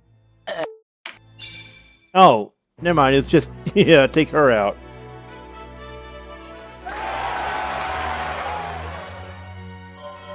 Anyway, we got the mind charm for her.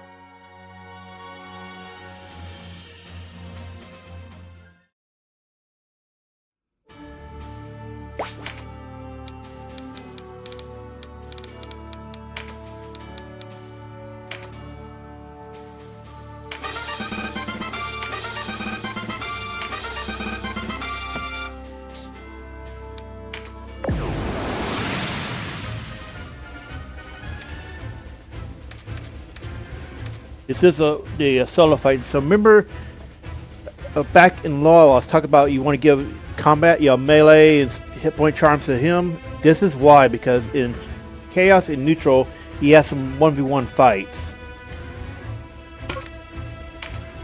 and even if you're going in there after clearing a path, it can still be rough.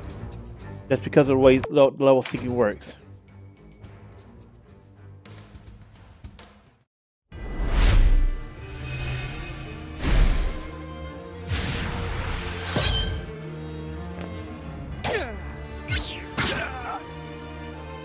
Vyce!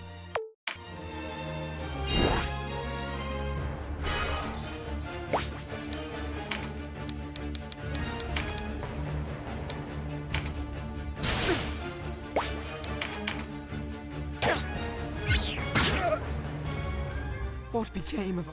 Did I hide my hatred so well? Again, he's pulling a Cyric. Only, again, Cyric got what he wanted.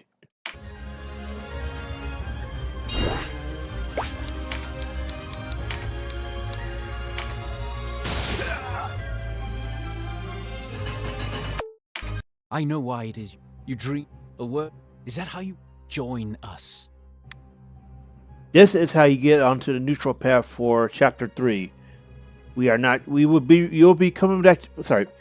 We will be coming back to this fight when we get onto the neutral route. But we're going to continue on Chaos for now. I'll never rejoin you. You're no... You are...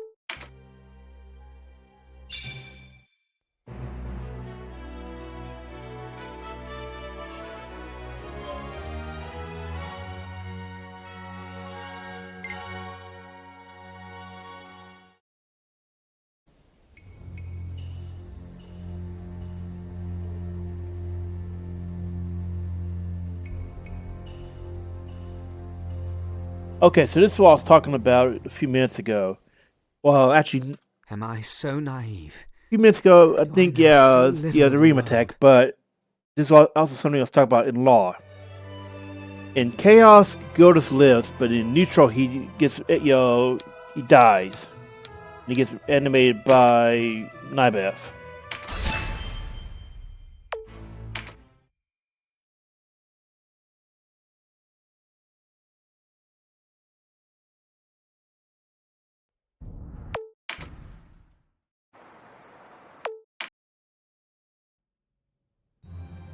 You are mistaken, sister.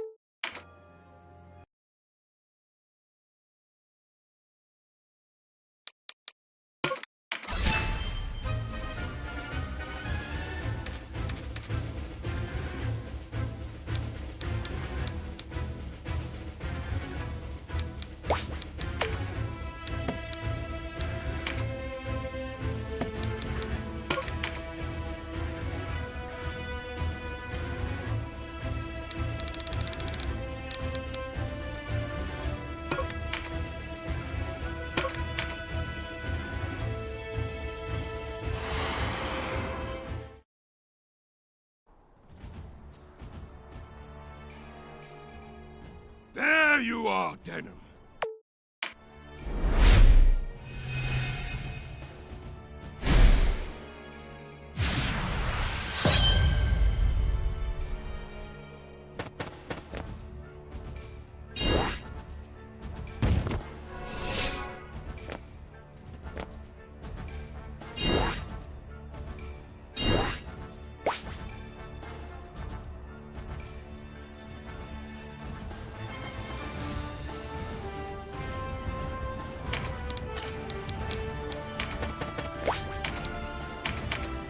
Alright, so as usual, you guessed it, we are going to use Sherry to assassinate.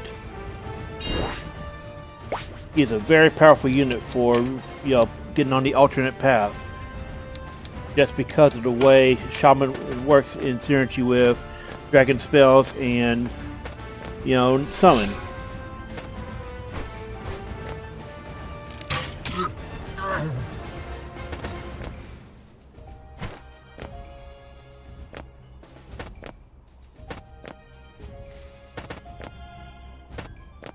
Also, something to know about the Chaos and Neutral decision.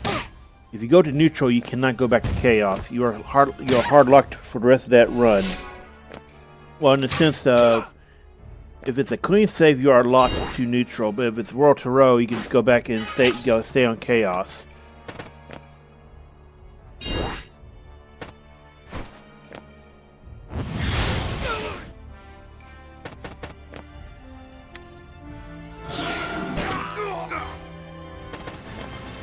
So yeah, look at that. Spiral Scourge is very strong. Even synced it down, he almost got one-shotted by it. A little bit silly, I know.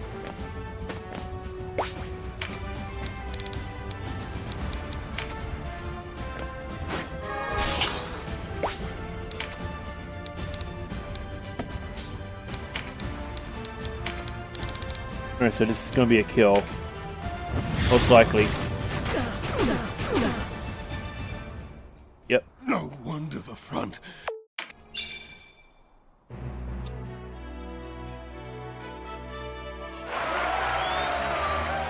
Okay, good. Crystallosaur.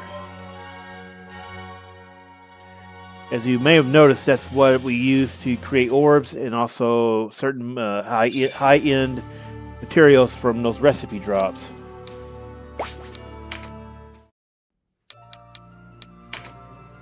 Notice our Galgastani, gas frame has gone really low. You're going to want to do the Death March at Chapter 4, because that's when you get access to Cressida.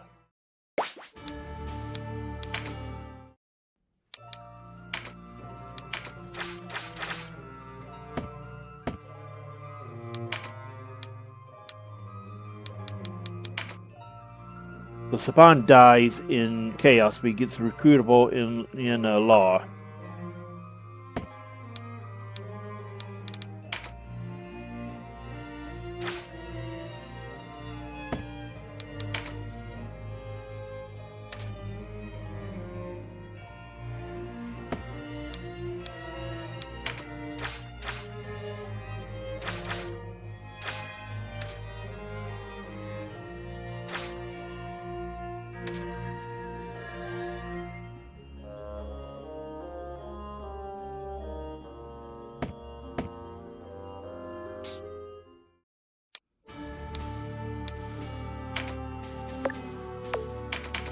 Let's save.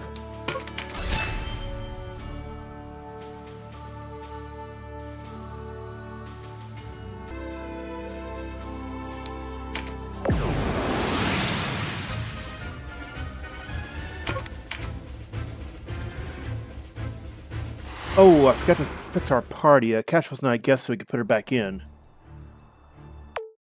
That's okay. After this battle, we're going to fix our party, because Catiua should really be part of your main battle party as soon as possible, whenever, even if you're going back to earlier chapters. And once she leaves the party as a guest, go for that.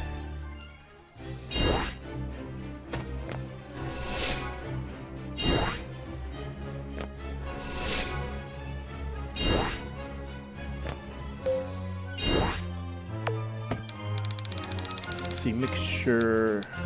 Yeah, good. Get Nature's Touch. Okay, either Nature's Touch or Engulf would make this easy.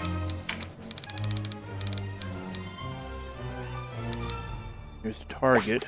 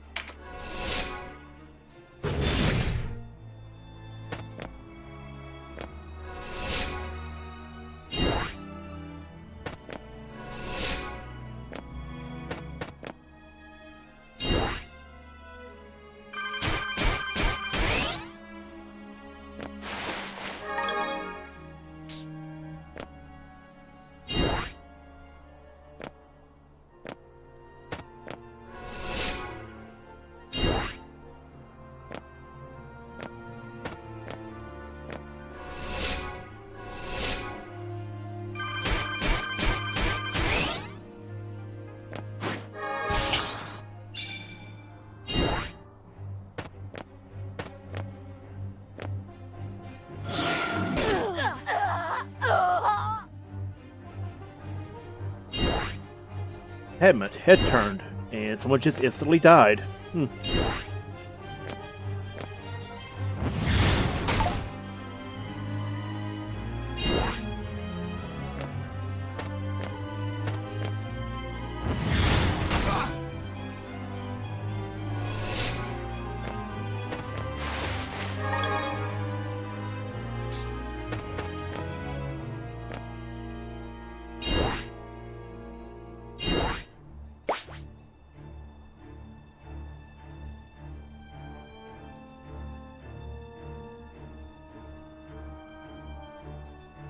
Alright, let's see.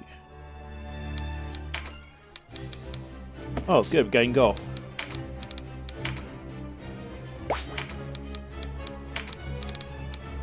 And now this battle should be over. Ah, nope, we didn't get to what we needed.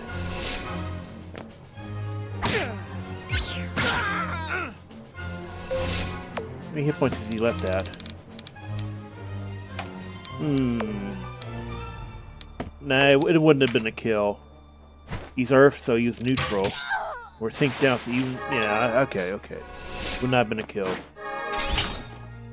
But next cherry turn, it's over.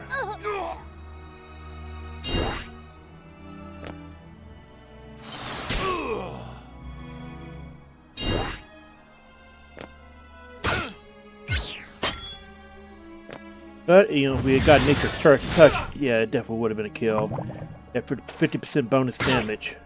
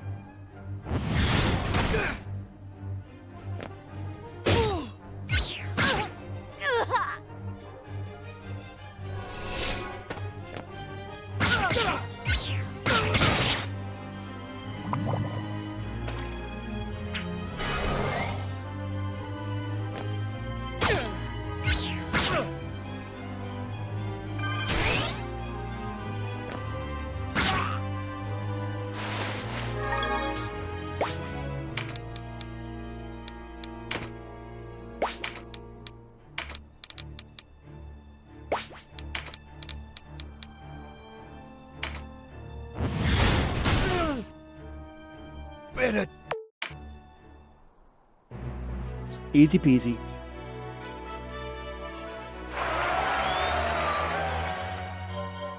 Oh, well, yeah, I didn't realize what our bonus objectives were. Yeah, we definitely want more strength shards.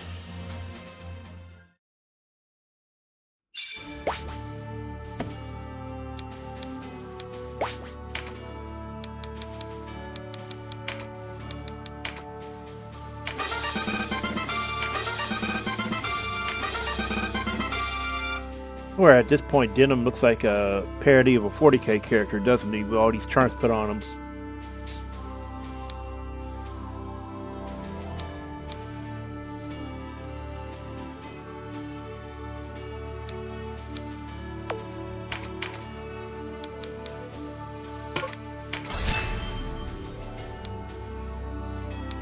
Let's see. Check our talk.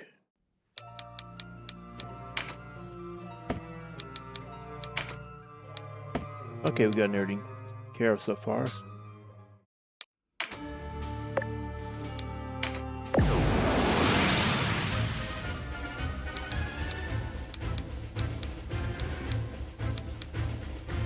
in this party comp of this size, I would actually replace Mirrodin with her.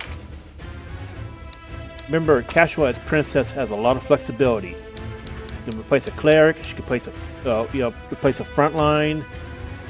And she can even be a backup mage or a backup healer. I would just say, you know, in this comp, yeah, replace Mirrodin, because you still have Ravenous, you still have Ozma as damage and tank.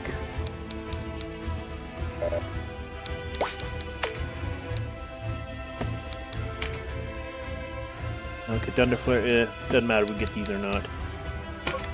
For a lot of these side objectives, it's not going to matter if if it's something like Thunder Flare or XP Charms. It's not really going to matter much. The jerk out.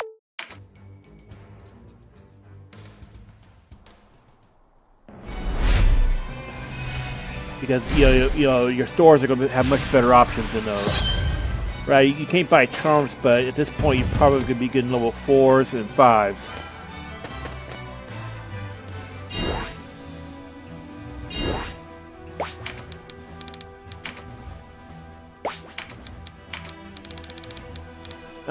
We're not in range of her yet. We had 600 damage. We would need Nature's Touch to bring her down. But we can use Spirit Stone to give us a little bit more damage. The absence of Nature's Touch.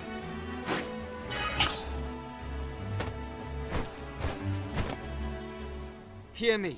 We are not of the Wallister.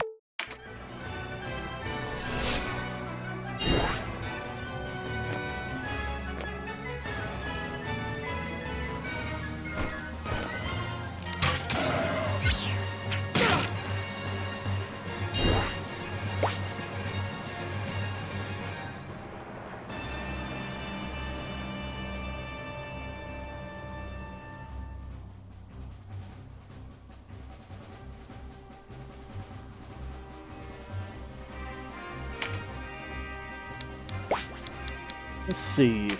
We're just going to put her on AI. We don't need direct controller right now.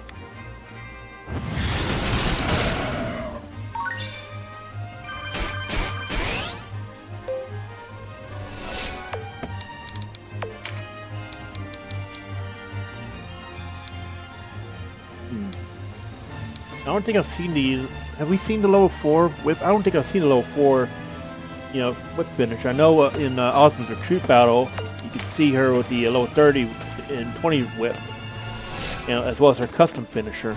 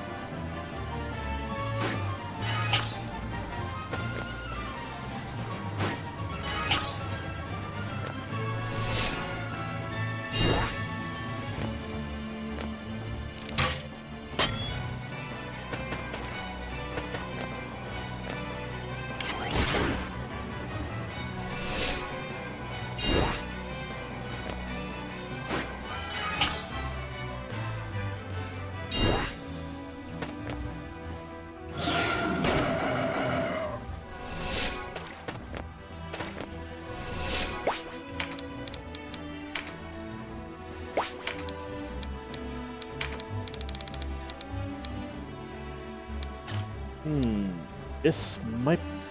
I think this might be the damage enough for a kill. Oh, hit point critical. Almost.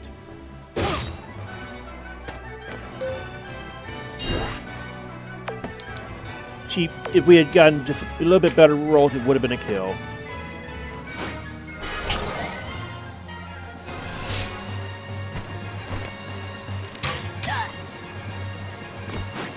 So at this point, we're going to start getting a little bit more resistant enemies because of the level sync. But without Nature's Touch, you could have some troubles, getting kills, unless you're going against a elementally weak enemy. Like if she was fire, that would, sorry, not fire, but if she was not fire and she was lightning, that would have been a kill.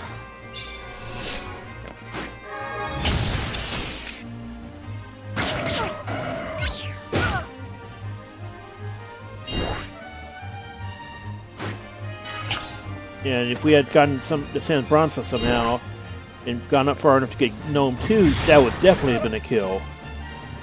Remember, the level 2 versions of the summons deal more hits by default. So in you play some earlier chapters, it can be outright killing even at much lower levels. But for the most part, when you're going for the alternate routes, you don't need to get the level 2 summons and all that. Especially if you've been feeding stat charms to the right people.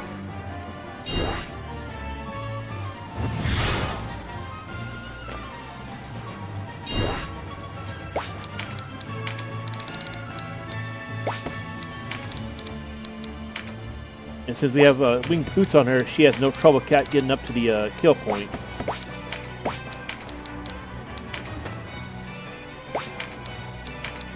Right, a kill zone. There we go.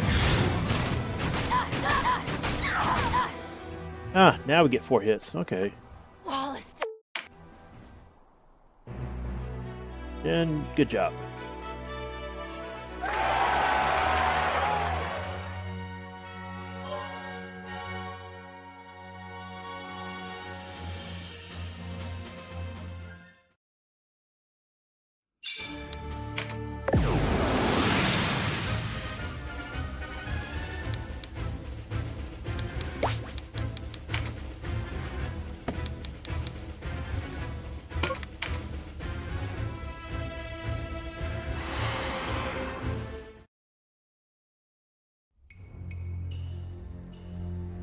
Deneb of Goliath, you will answer for Gildor.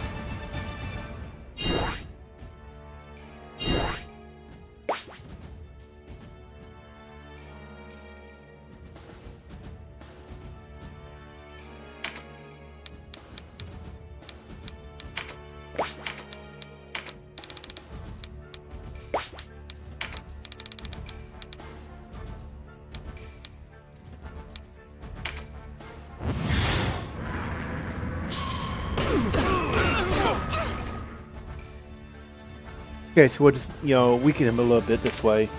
Hopefully next turn we'll get, either a Gulf or Nature's Touch. Prefer Nature's Touch and maybe Meditate 4, but...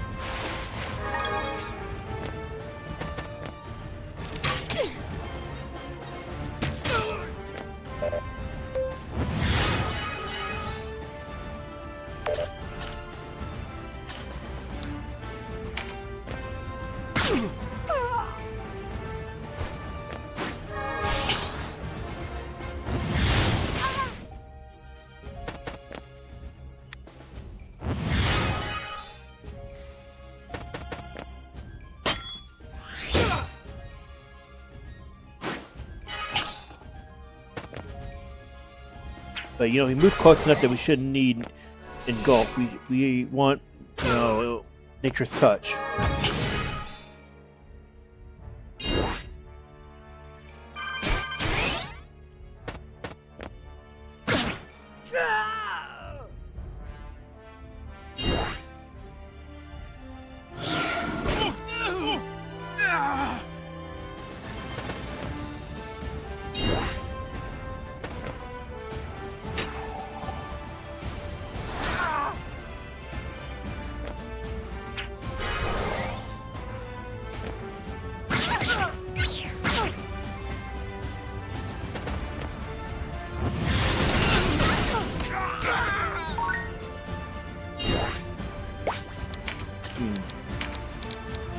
Also didn't expect Deneb to wander right over there.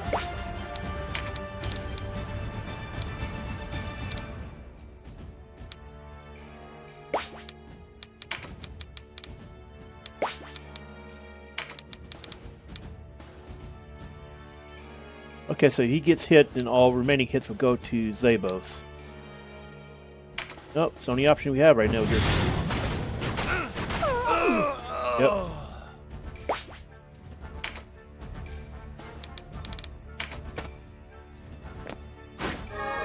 Oh, there was a crit. There was a magical one right there. Okay, okay. I didn't see that card at first.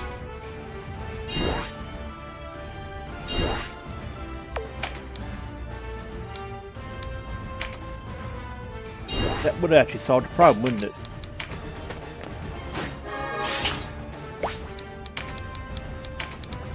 Always try to be on the lookout for cards.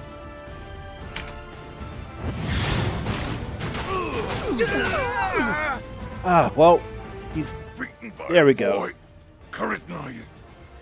Okay, it was a hit point critical one, not full kill. Okay. It's been a while since I did this past. I didn't remember he was not, you know, yeah, okay. Zabos! So we got what we were looking for.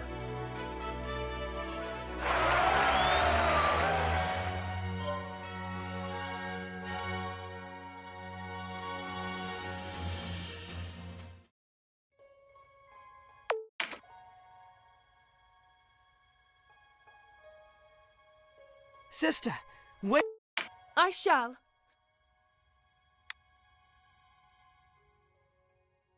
And this doesn't actually matter as a decision, because as we know, Catiua's survival later on only matters at the Barnicia castle, depending on whether or not she was in the battle. Then you abandoned me. It was you. Sister.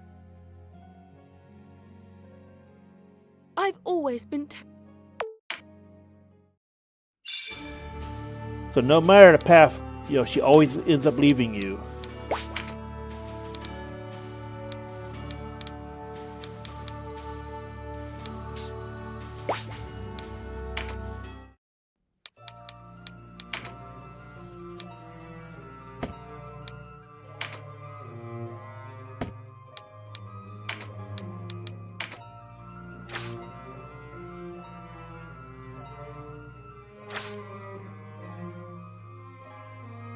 Okay, so we're gonna take this again.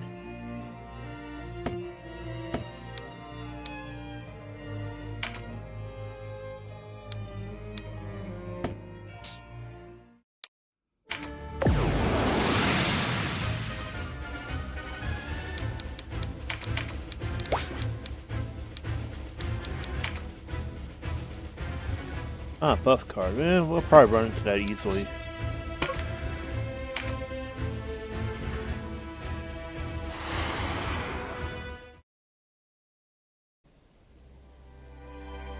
So you do move against Brigantis, Deneb of Goliath? Deneb, you say? Then we are...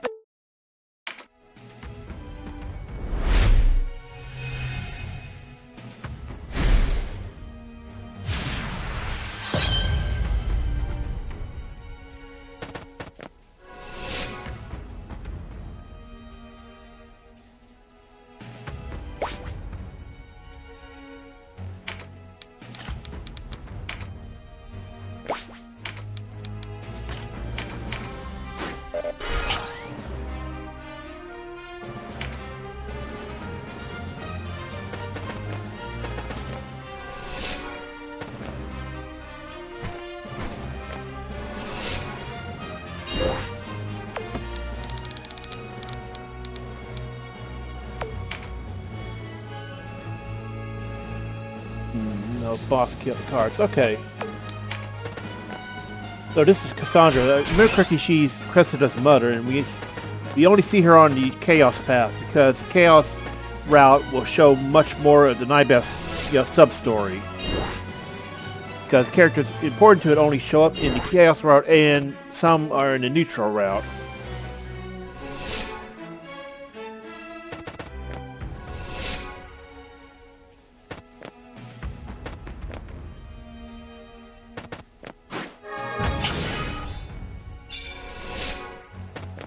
Easy enough.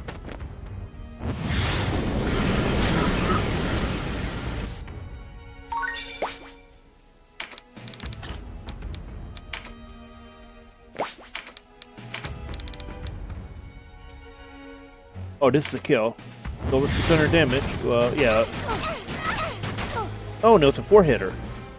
Forgive me, Cressida. I go. See?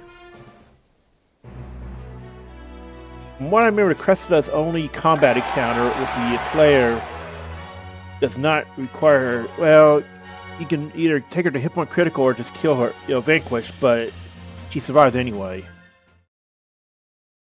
Because the only time she can really permadie is her recruit battle.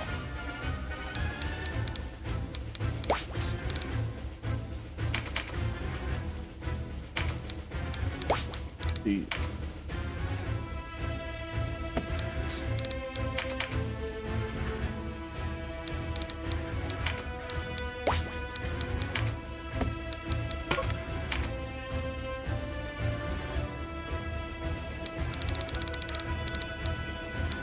Oh, Hector, okay. I don't know why they bother hiding the names if we're on a different path when we've seen this guy before. It seems like a strange choice, doesn't it? The air is chill.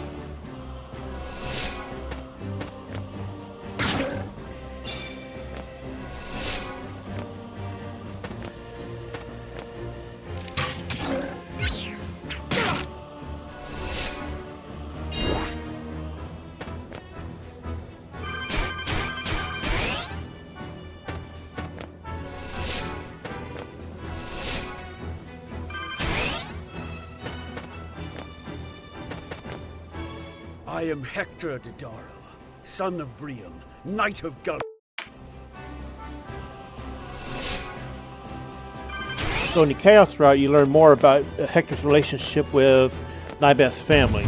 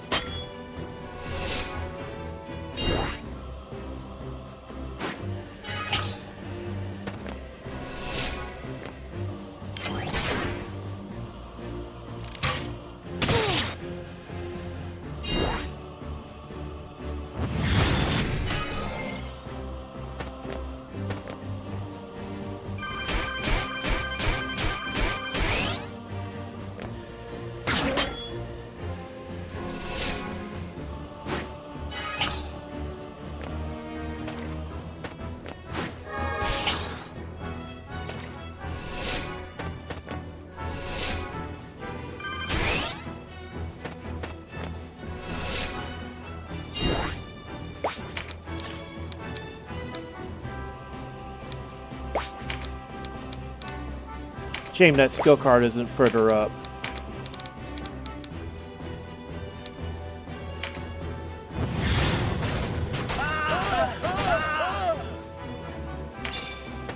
We will not need it though if you get one more turn.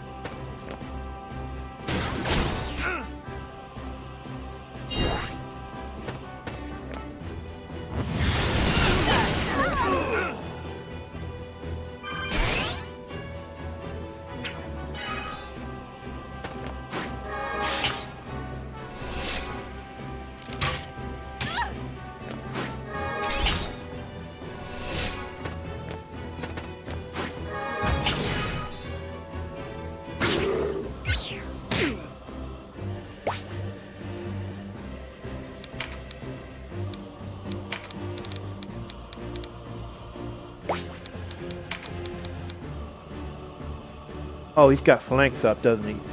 Ah, man, I hate flanks.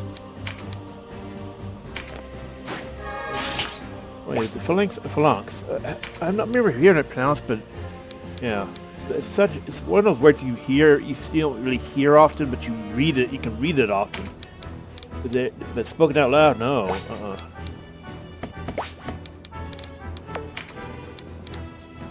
Yep, man.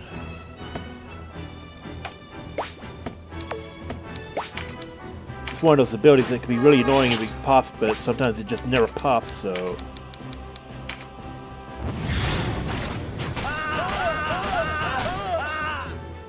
Next turn will kill him unless he pops it again.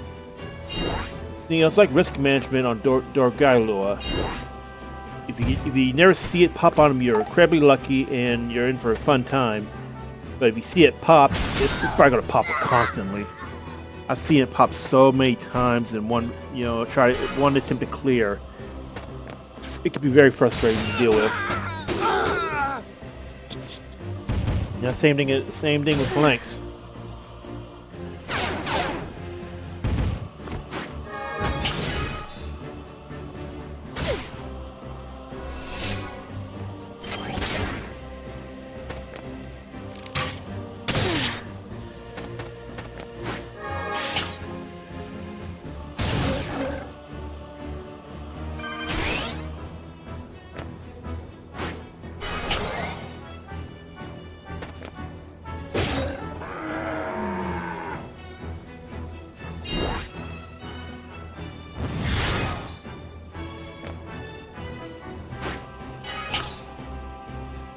You are a ferocious warrior. The blood of innocents stains your name. Your kinsman, my father Brynhildr, and the... Here nowadays he's gonna nope out.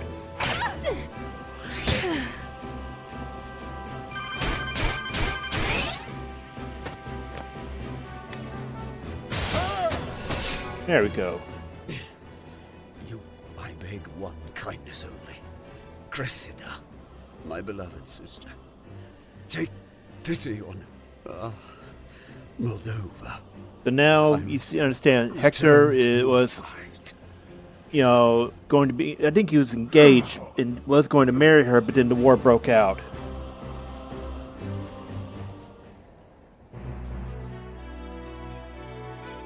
And this is all stuff you can only learn the Chaos route. You never get any hint of this at all in Law because they do not appear in Law. Hector does, but not the others. Actually, wait, I remember correctly, we killed Moldova back in early... Yeah, already back in first Krysaro, yep.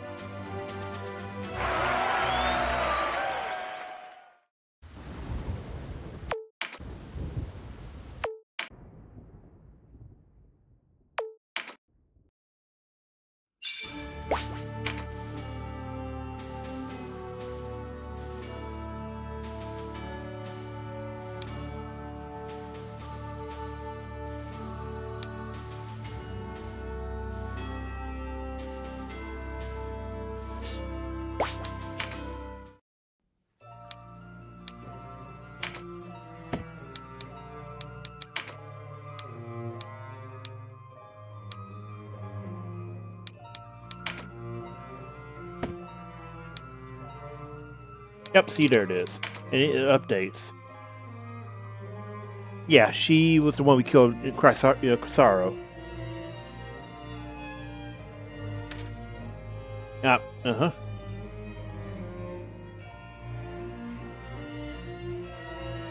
Okay, so basically we killed her before she could leave Krysaro, so... This is not anything you can learn in Loadout. You have to be on Chaos, and that's kind of, kind of, I don't know, what's the right term for this? I guess one of those, well, what is the right term? Honestly, the only thing I can think of is semi-lame. Because there are no hints at all in law. But at the same time, it kind of encourages you to do other paths so you can see story that that you cannot see if you only do one path.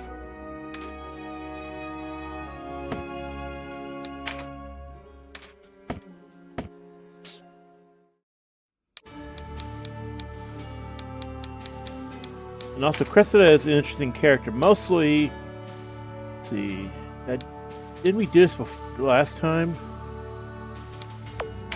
If we did, I remember correctly, we did that last time, and let's see, it should give us the unsync option because it was technically done in a different path.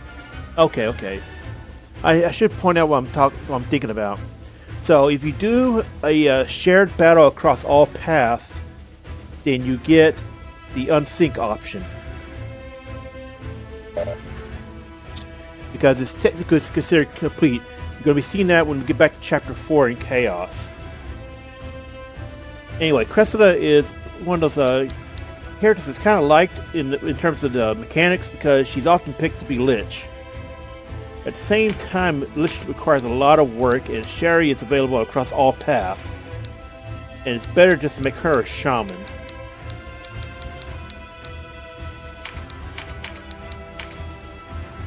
So, Lich is one of those BDE, party, fills. If you know what BDE is, then you know what I'm talking about. Like, Lich typically is meant to be the in-game mage character in, any Tactics Ogre game shows up in Night of Lotus, it was one of the best. In Ogre Battle, it was one of the best, especially when paired with a princess. Like a 2-Lich, 1 princess team was an extremely strong magical damage unit. Because the Liches would cast their spells twice, and then the princess would give them a refresh and allow them to cast one more time. Or maybe they were able to cast once, then princess, gives them a refresh anyway. That's why princesses have, ever since the first Ogre, have been very strong. And Catiua is absolutely not an exception at all. I talked about it before, and we've seen it. Go looking at loadouts and everything.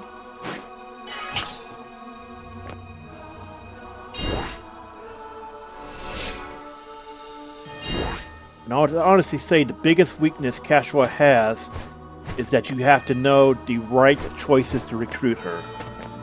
If you kind of blind caveman it, you're gonna have a chance of screwing it up, and you have to repeat the battle that she's in, or waiting until a World Tarot. That's the same problem with a Lord. Lord, you have to intentionally kill Catiua or unintentionally do it. Those archers up there.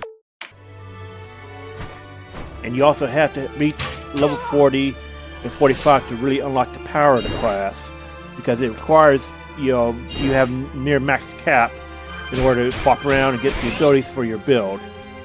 Not to mention, you have to also have recruited specific other ones like, Krysaro for access to Necromancer, or Asyton for access to Buccaneer, and so on. Buccaneer can make any build decent. We didn't recruit him in Law, but we're going to get him in Chaos because his steps are actually really easy. You just have to do it before Barnicia. And since we unsynced to clear that battle, we should be able to do it now when we get back to Chapter 4 Chaos.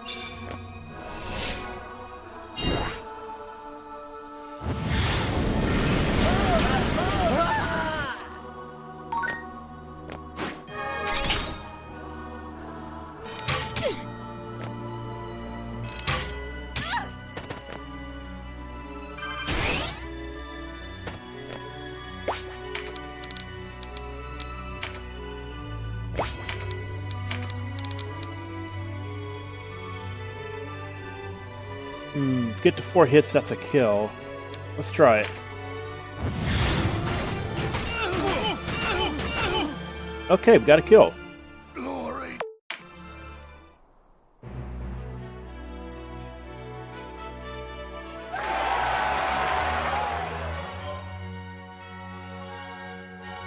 Honestly, in terms of objectives, that Dust Orb is way more valuable. Why leave, Master Nybith?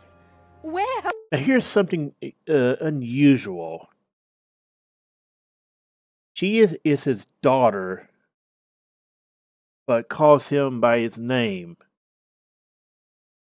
If you ever look at any other children and their parents, they never do this. It's only Nybeth and his family. There's definitely something strange about that, and I've never understood why.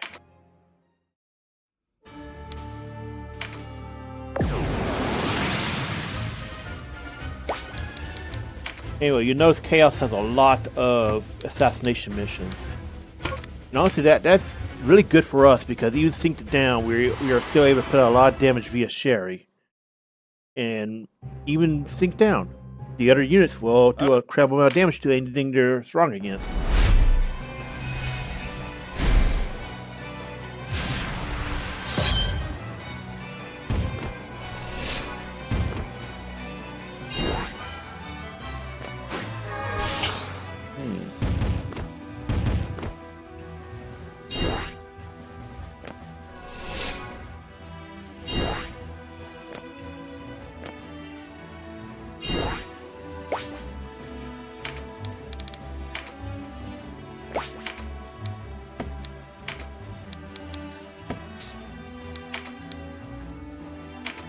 Alright, so we got Nature's Touch. Have a hit turn for a moment.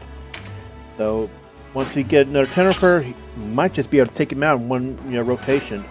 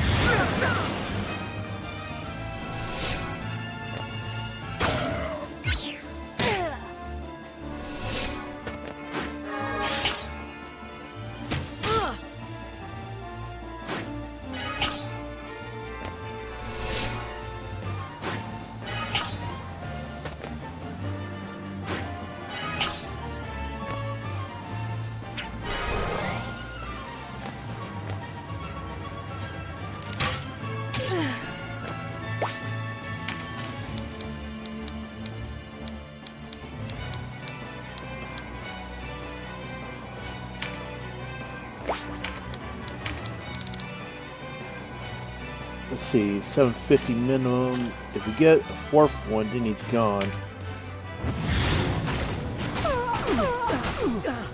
Okay, we did not get the fourth. Unfortunate.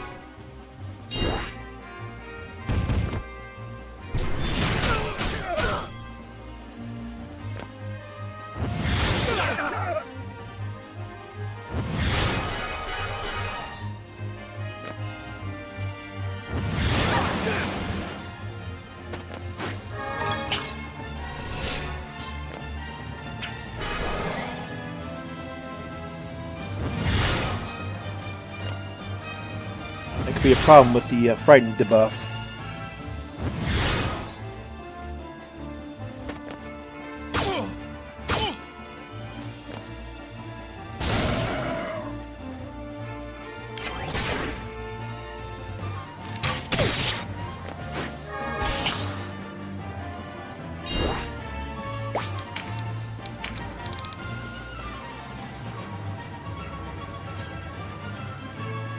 Yeah, with the debuff on, it's gonna... oh well.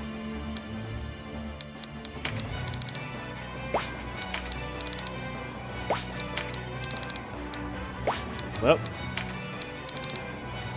Oh, could do that, couldn't we? Yeah, help mitigate it.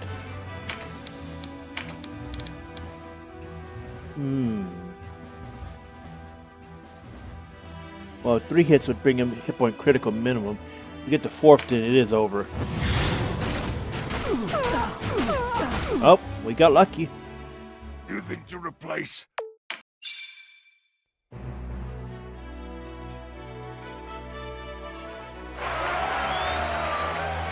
So something to know about Duke Runaway. He always dies. It's just a matter of what time and when, depending on the path. In Law, he dies in Chapter 2, but in Chapter 3 Chaos, I think it's when he finally dies. We owe you, but that begs the question. Answers. I was there. I made up my mind to leave the Resistance.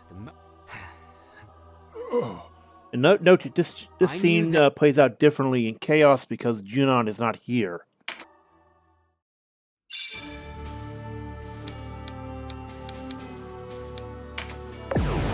Ooh, an ambush battle, okay.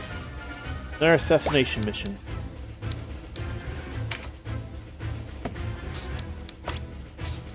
So what we're going to do here is, let's see, do we have a spare? Well, having her have a heal is nice. We might be better off having her with ease for a bit. Because notice we're having some troubles with debuffs. I don't know if we have another ease 2 or not. Yeah, good. But yeah, she still has her damage spells, but we may want to consider removing one of the damage spells in exchange for that. And if you get, end up going and getting heavily judged, you're going to do that anyway. Yes, notice with the loadout I showed you for Catiua with in-game stuff. There he is! After him! Okay, so in Chaos, this is the Hoper Recruitment mission. And that's also when you run into Modulani instead of in Chapter 2. So you'll see some familiar faces from the Law route, they just have different entry points into the story.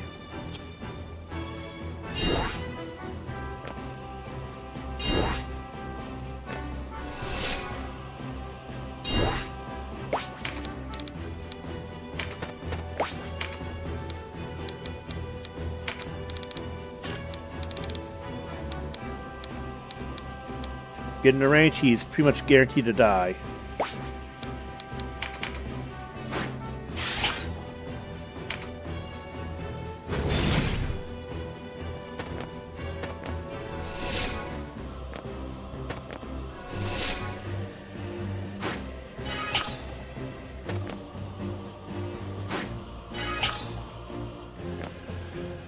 This way! We can help you! And you are?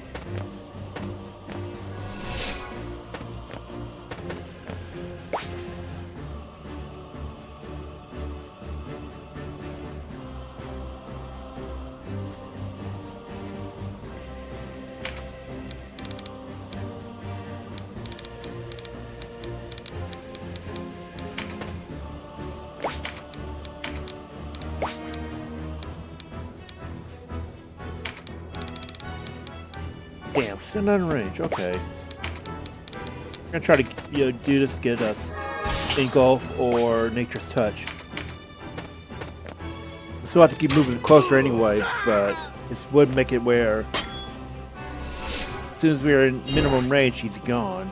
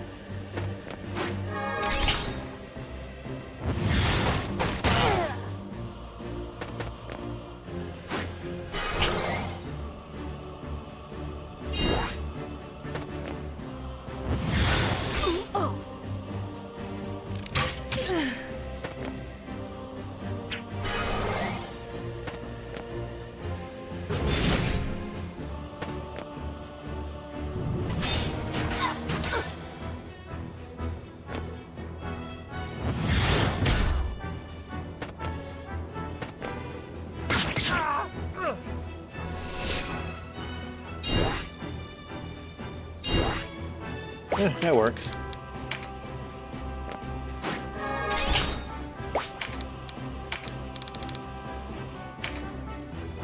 Should be a kill. Ooh, 4 and 3 were crits. Not only was that a kill, we just... Ooh. Forgive me. I may not be able to. So since we already have a party, this doesn't matter because, again, our main path is actually law. You would be... You've my thanks. And you actually get an achievement at this point for getting him, despite... It's weird. I remember getting an achievement for it, getting him here, but not in a law route. Yeah, we should have done it. Well, it doesn't matter. Those, the resist charms aren't that big a deal.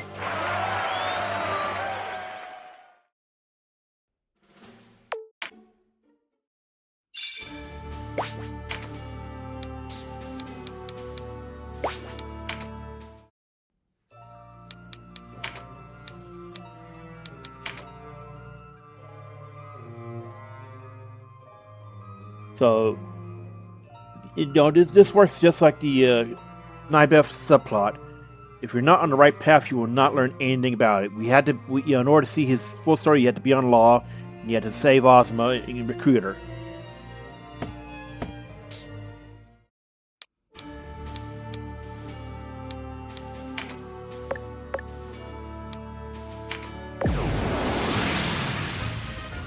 Alright, another assassination.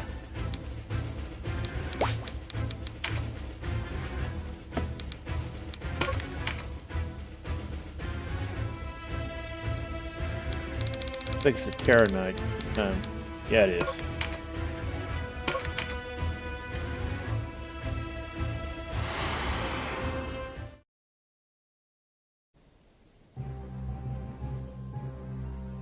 Denim of Golia. Who it is? Sir Marino. Remember we killed him in chapter, what was it, chapter 2 Law? No, I think it was chapter 3 Law. Get away, he's about to die again.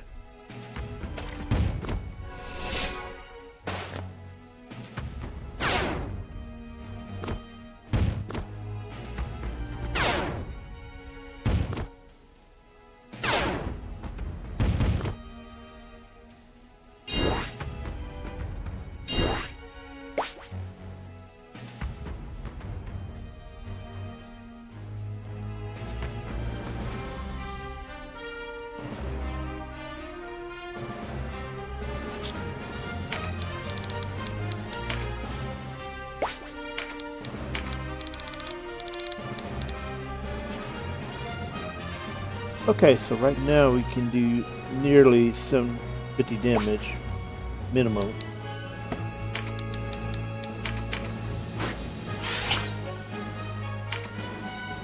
The magic damage card spawns between here and there. I think we'll get them. But I would hope for a 4th hit.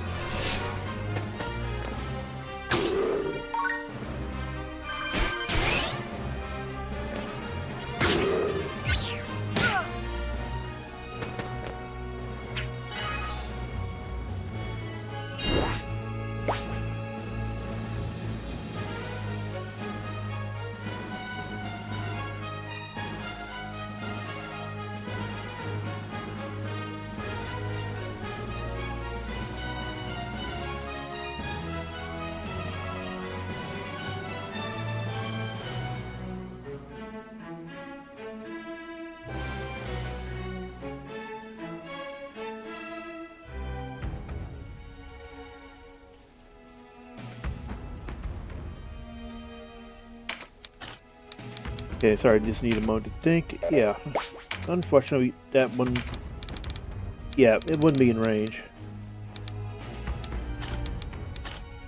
I think we do enough damage. Well, we can get rid of one of them, get some more, faster turn.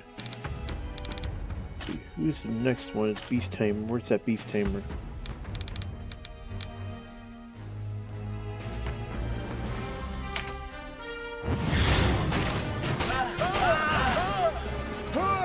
There, heat this up slightly.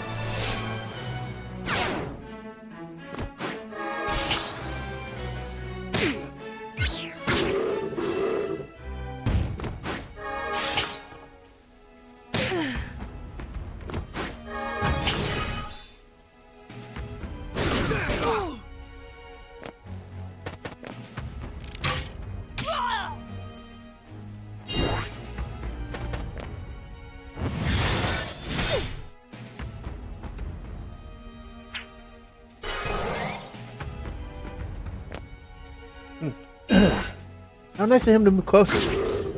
Sorry, guys. A little bit of a, congestion. It happens. Hey, he did move closer. That's nice of him.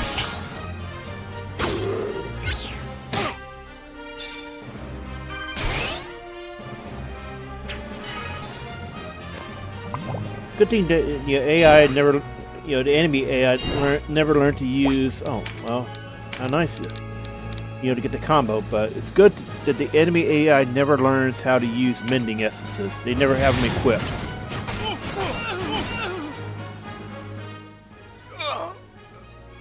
I think they actually do use them if you have a mending essences equipped on doppelganger units in the Dorgi battle.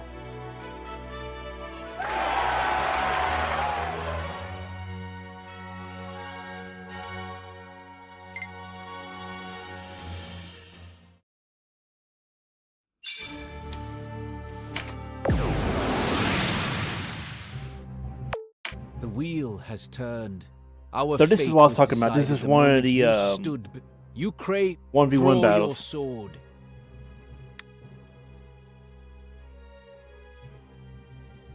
You can make this into a regular battle or just take the 1v1 duo. If you're coming here from a different route, you should be able. Well, if you're coming here from Law, you probably did the preparation and all that already. Plus level 45 in there, all that, you should be even synced down, able to handle this fight. If you wish to. However, he can be rough if you're coming here straight from Law and did not prepare accordingly.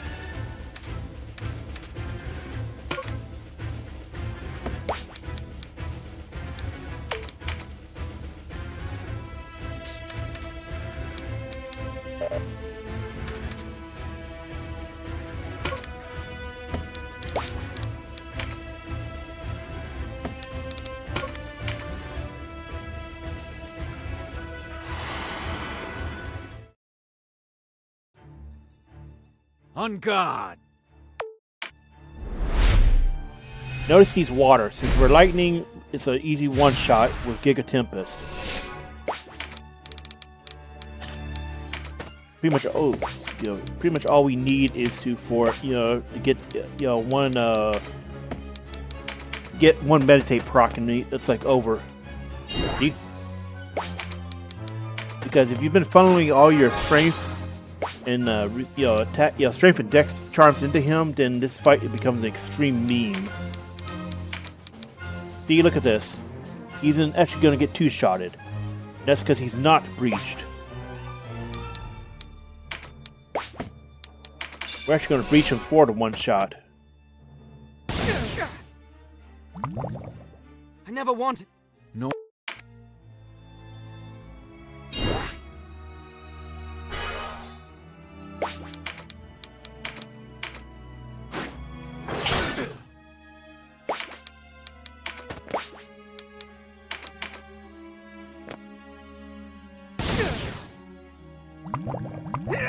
Ooh. Okay, I didn't think a double proc could happen, so that's why you want to be careful about this sort of, comedy.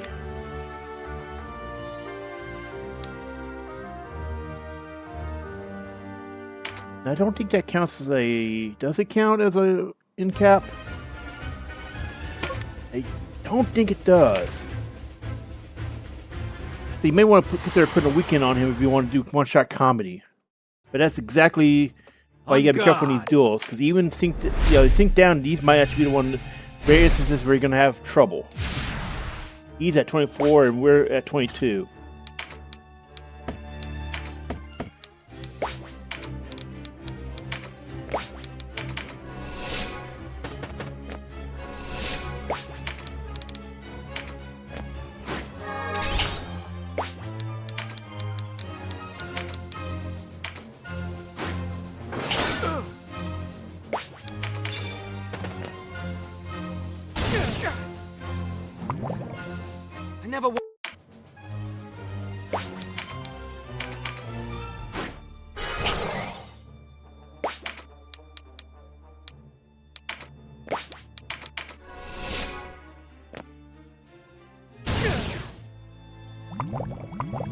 Yeah, there's a double park again. Okay, so this honestly explain why you should, not screw around. It's actually very good and hope you learn not exactly why you don't do it. This would be, in theory, if you're following this guide, the only potential game over spot.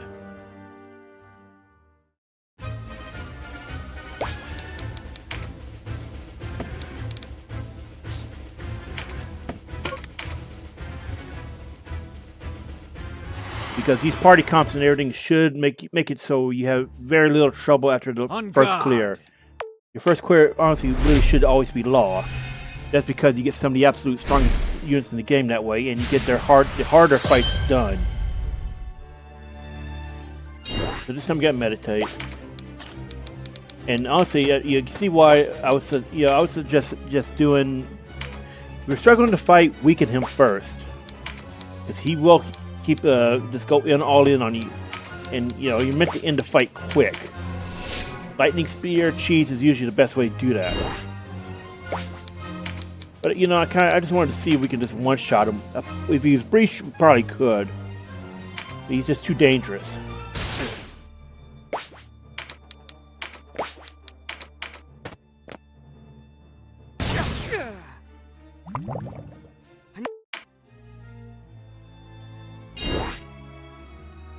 Something I've never checked is whether or not Nature's Touch applies to his Giga Tempest. I kind of want to say it does, but I've never tested it. And the only class he gets access to that has it is Broomfencer. And you were right. But you have to be at level 45 or higher.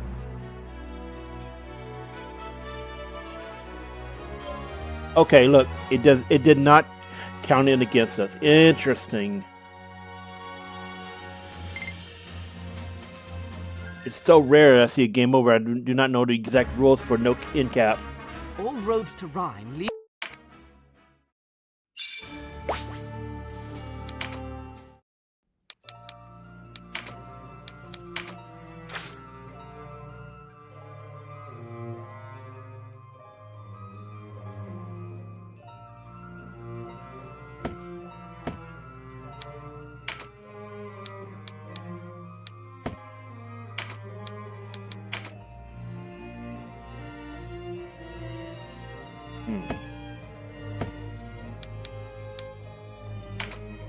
Notice our Galgastani is still it's slowly lowering.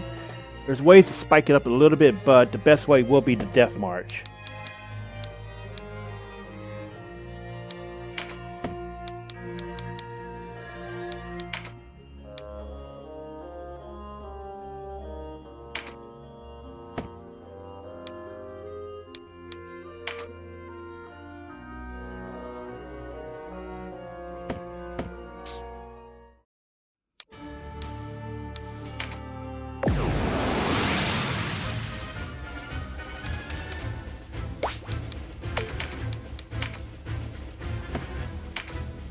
Radiant Orb, okay. Alright. It's Gomp again. So, we'll do the usual, snipe him out.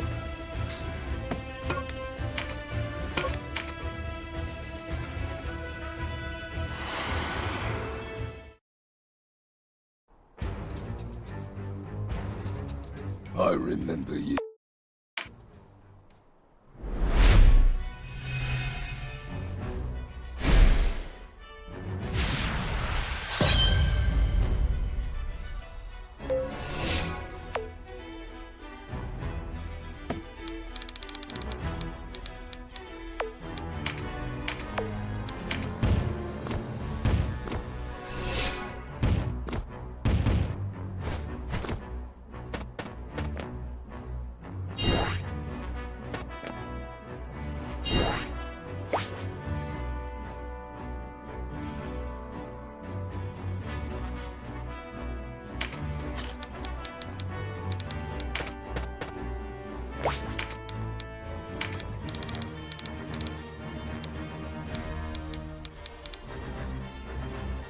See, close at 750 minimum. Need Engulf or Nature's Touch. If we can get real close in range.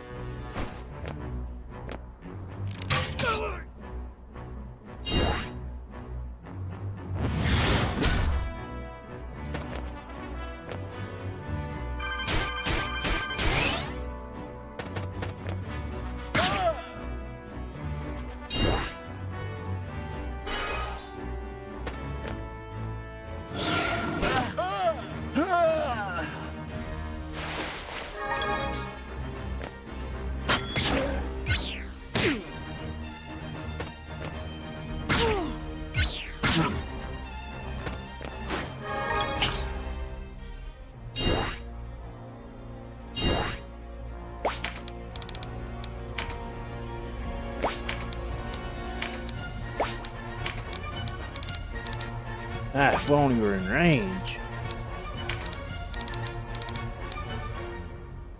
Smack him with this one at least.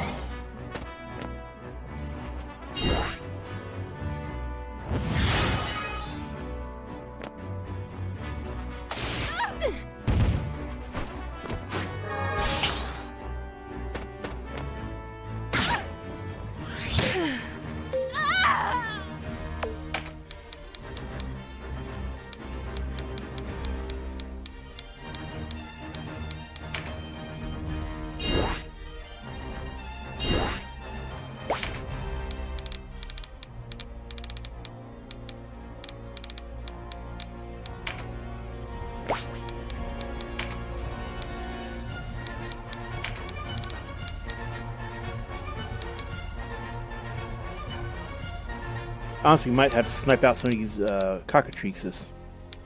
But it's most likely going to set off his special debuff.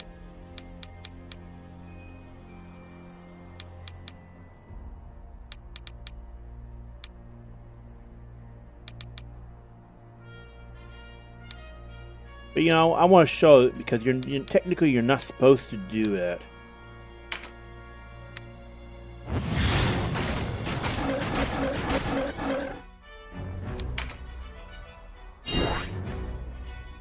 So, one of our units will probably kill him next.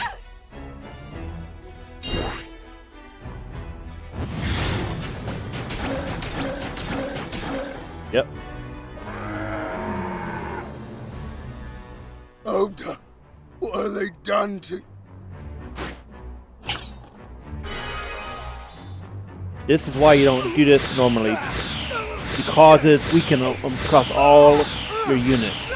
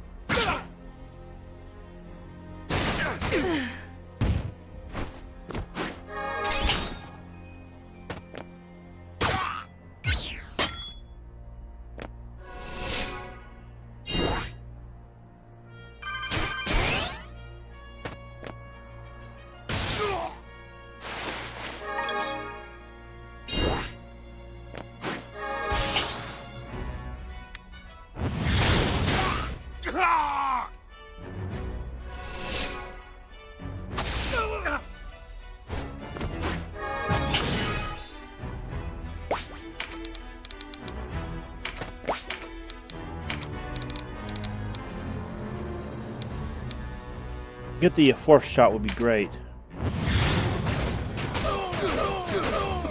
Okay, no, we're gonna have to wait for someone else to finish him. Remember, we can only apply the physical attacks.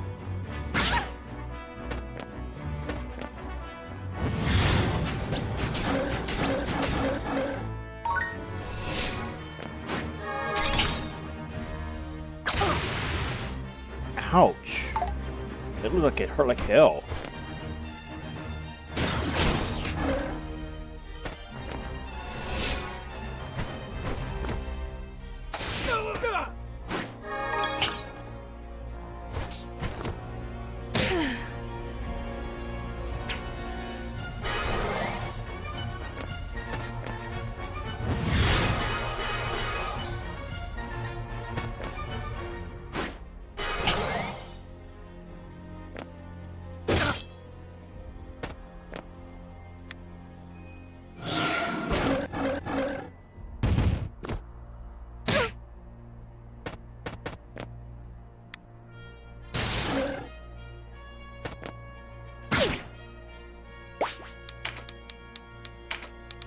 Could finish him, but I want to see if we get a different debuff depending on where or not we kill a different one.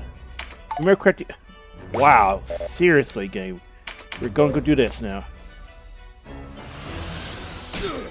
Well, I was going to show, but Ozma decided to screw us over. Next we meet. I really wanted to see because I don't believe you get a different debuff. It's only the name that changes, but so I could have sworn that he was supposed to get a super buff for himself if he killed one, the right one. It may be the Chapter 2 re-encounter, though, that I'm thinking of.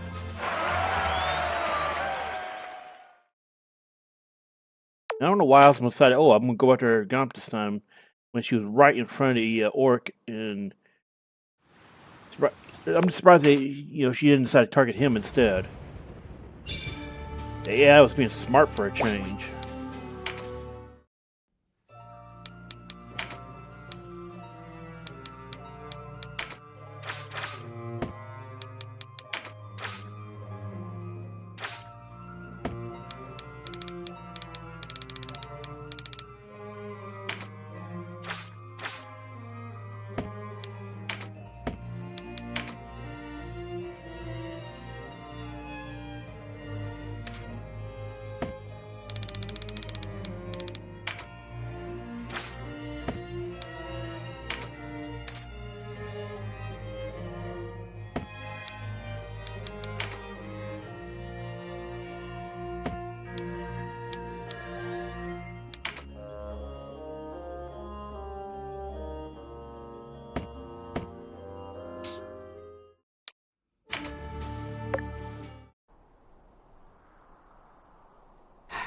Getting into Rye might have been the easy part. Quickly! Quickly! If they found me.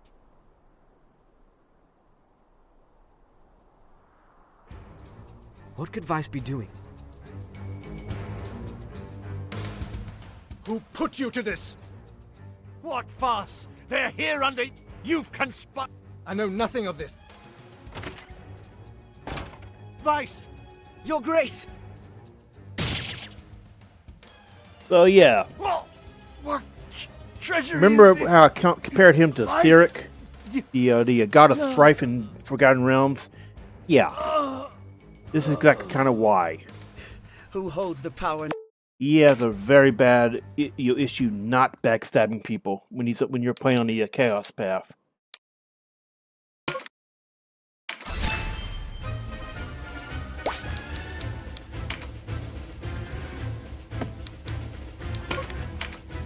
Their assassination. Let's see, which one was this? Ah, Terror Knight, okay. Wait, what was the element again? Oh, this would be easy snipe of Sherry.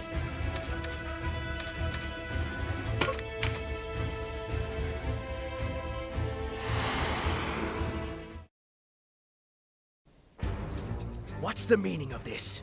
Out of our way! You are guests in our land, foreigner, and as such.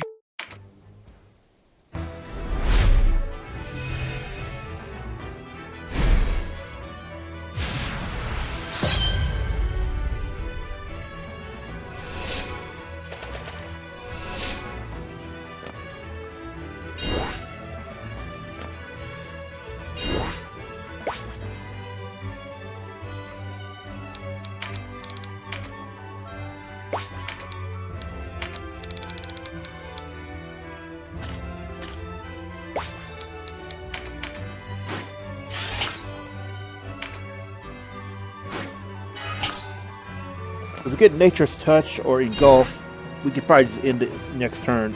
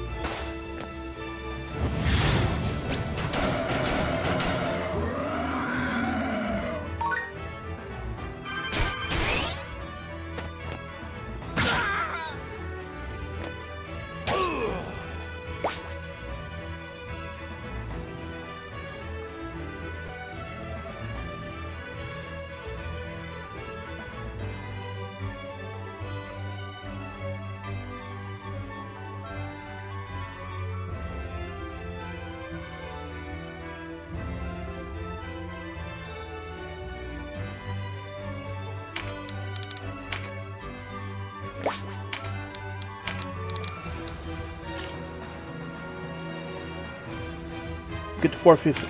Yeah, 450 is gone. Oh, how lucky for him.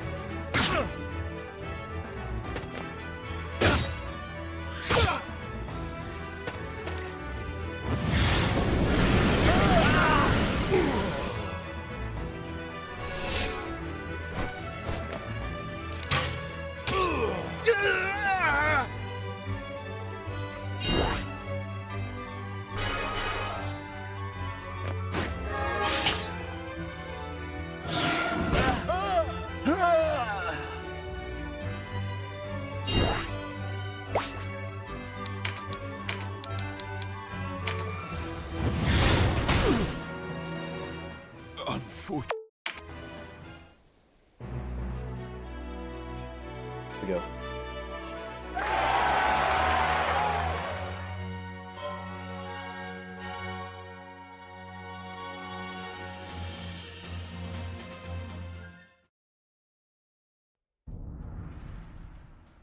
No! Spare me! Whatever shall we do with you? And this is where Ozma enters the story on This Chaos. was Branton's idea. I've no... Have you no on... Then I command you to be... I bear you no ill... I said silence! Mercy! Thank you. But you are never... Away with you! Also, I think I talked about this back in the Let's Play, but look at the model's eye patch versus the portrait. It never matches. A horse arrived from Prancet is no longer under chain at Heim. Someone has... What? Who did this? The liberation from... So, yeah. His eye patch is never on the right, the correct side.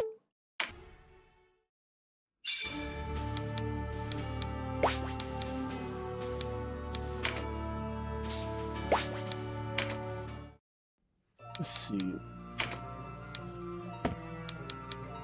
The Vyce's end will usually be in the chapter 3 of the non-law path you're on.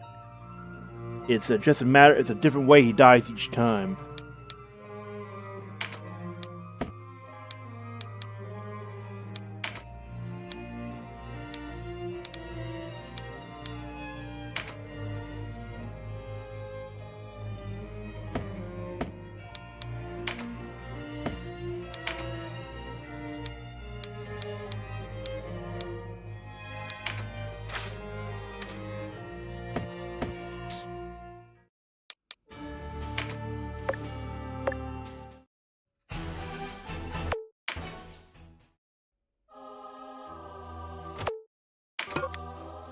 And this is the point where you get the White Knights in the Chaos route.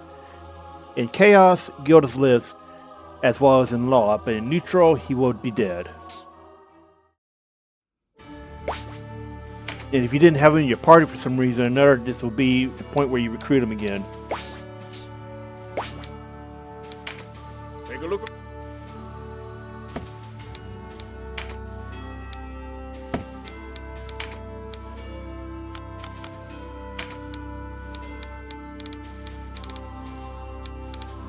Notice we have a lot of them now.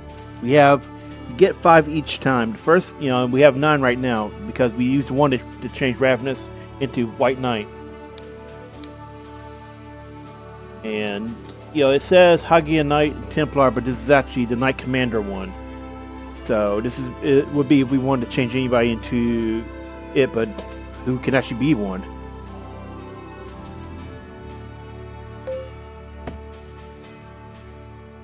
I'm pretty sure it was an Ozma exclusive class. It's an unusual translation error in a game that has a lot of translation errors from the previous versions completely fixed.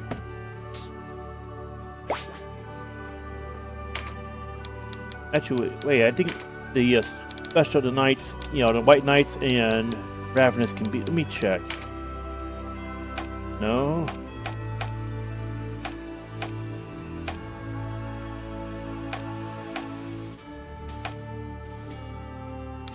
Yeah, it's just Ozma. Again, notice this what I was talking about before. She can go White Knight, but she's still much better in her own class. Her own class allows her access to more weapons than what White Knight gets. And despite all these stat bonuses, Ravenous is still considered the better choice for White Knight.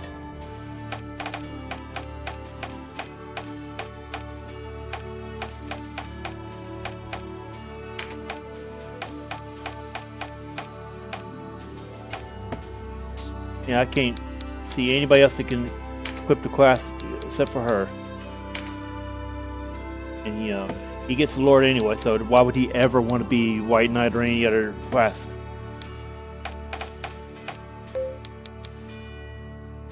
See, that's why. I forgot the description tells you why nobody except Ozma can equip it. Because it's strictly a Lotus class. So that's on me, but here, you understand why now that nobody other than her can equip it. Even though she can equip something that is, well, I would argue that the White Knight should really be considered as a Zenobian exclusive thing, even though Ravenous can equip it.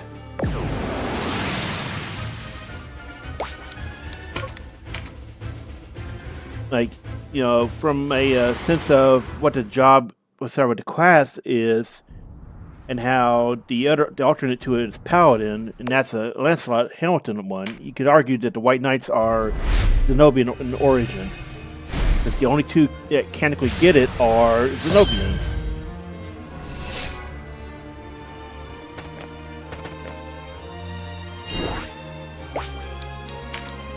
Anyway, this is an Oz battle, and this is what causes Ozma to be in the final battle for Chapter 3, Chaos.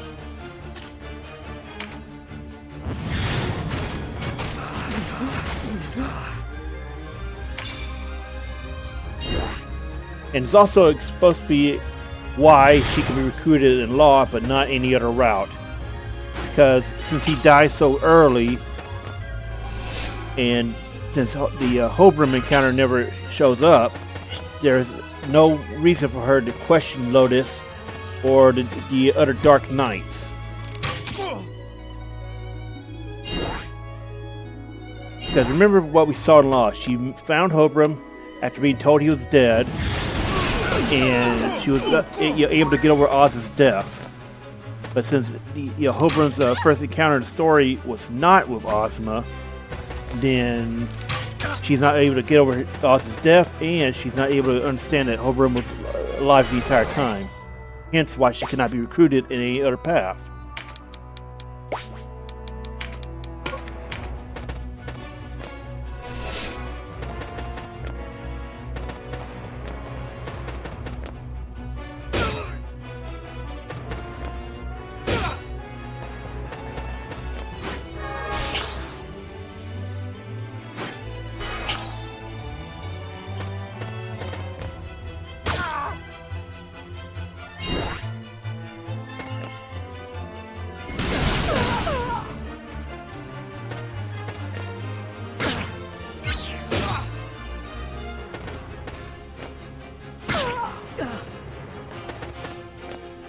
So next share turning should be finished.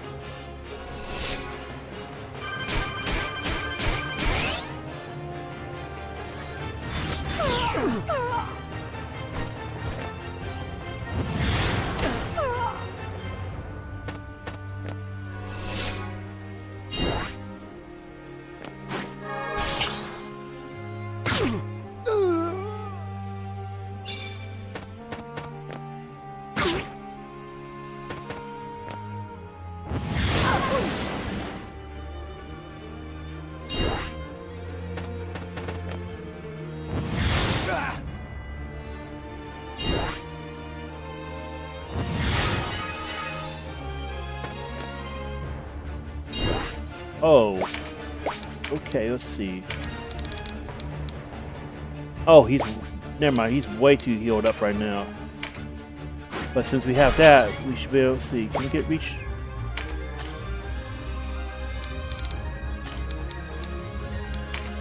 We're not in range of magic damage up, but we had Nature's Touch, so next gnome should finish him.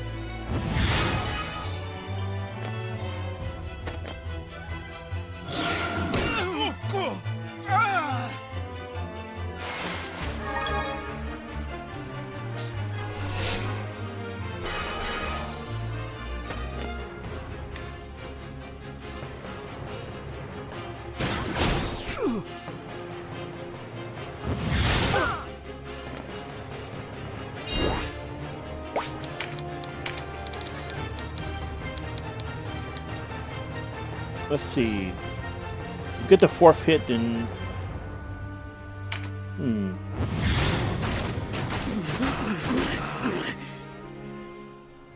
Oh, it's a point critical, not full kill. And yet it's. I much prefer inflicting pain over receiving it.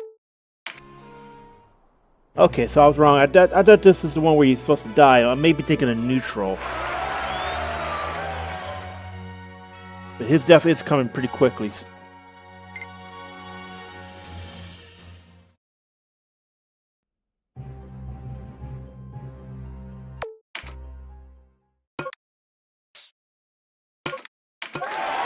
And Saria is one of the sisters, as I may have mentioned before.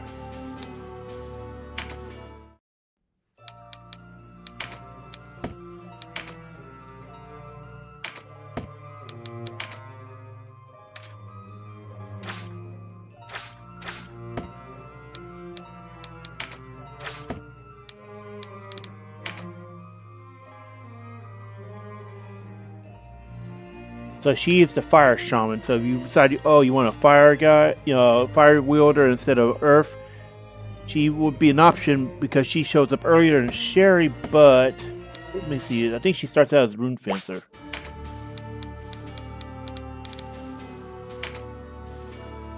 Yeah, she's Valkyrie. Valkyrie is just female Rune Lancer, literally. So.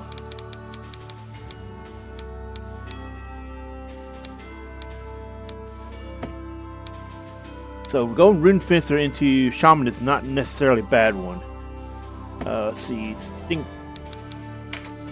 Yeah, okay. Cistina is Valkyrie. Going Cleric into it that's like really bad.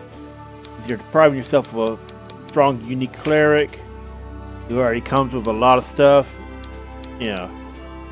Like I said, she replaces Donato. And technically she's replaced by Catiua, but.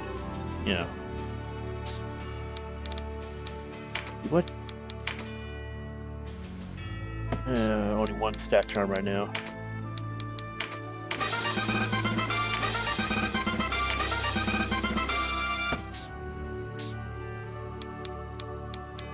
Anyway, we're getting close to the end of Chapter 3, Chaos.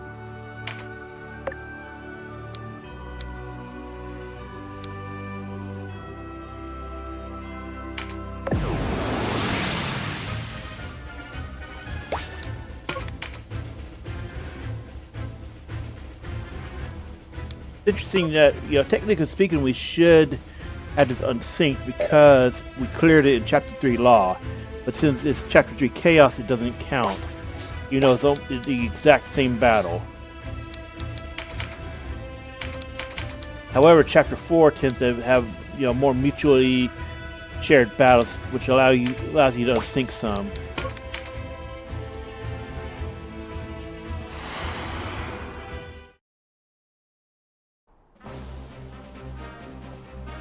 Stand proud, warriors of Bakram. Our enemy may not wield torches and scythes, but they are...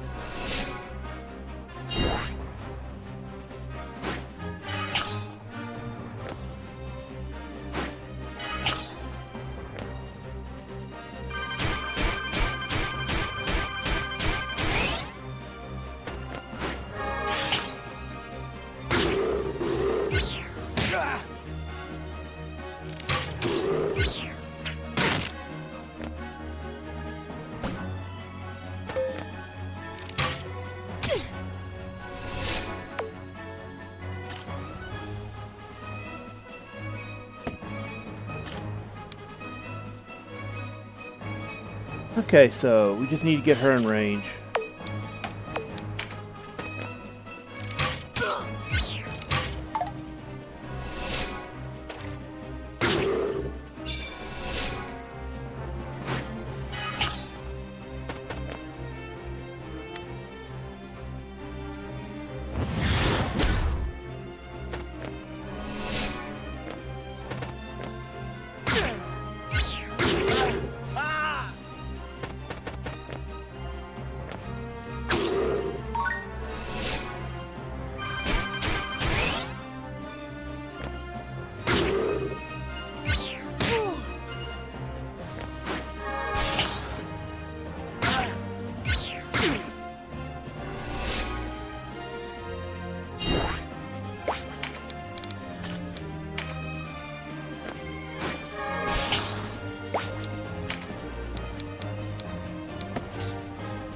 Okay, so it's this Dragon's Bane we got.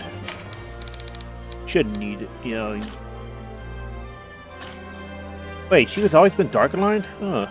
I never noticed it, I guess. Anyway, we get a fourth one that she's done. There we go. Oh.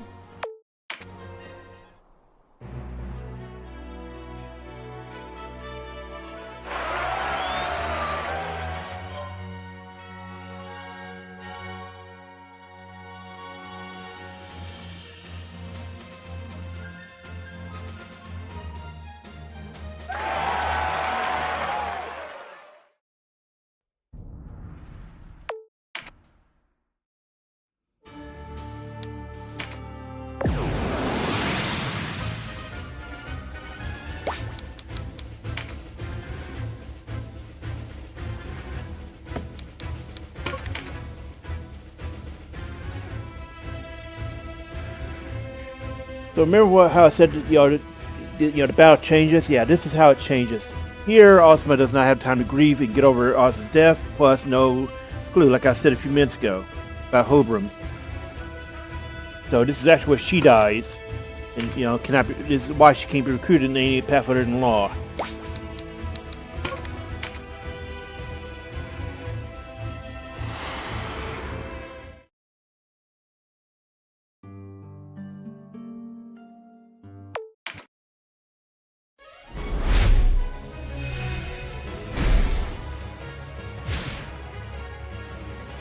Deneb of Goliath. Twins? Yes. I hope you enjoyed that insult. Man, he kind of called her out on that.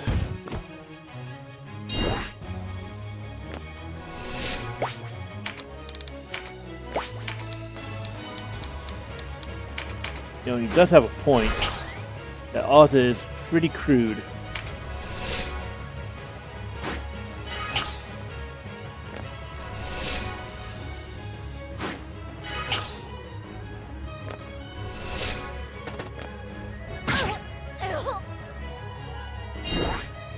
What we need to consider is getting her over to that crit card.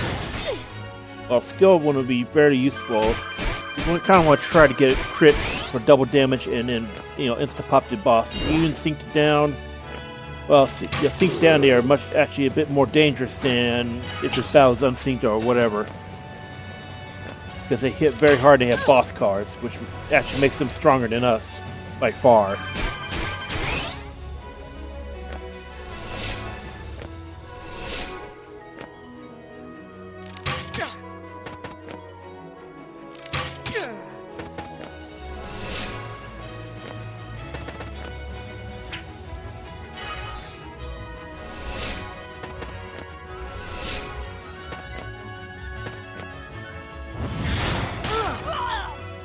Ouch.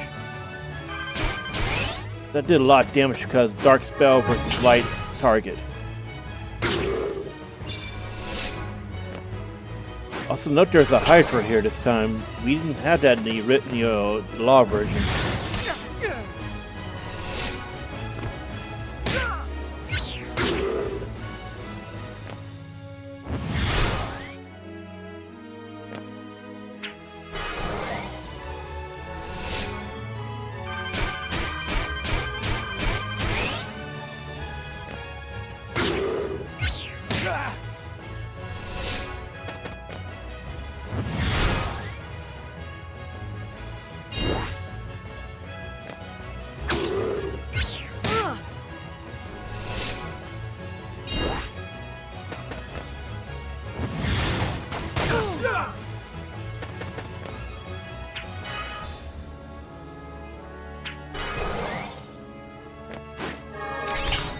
And unfortunately, he would take it.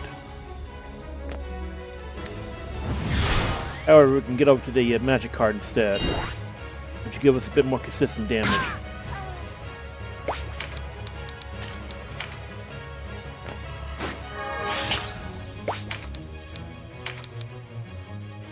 If we can get the forfeit, he is done, because, well... No, I don't think so. Not without crits.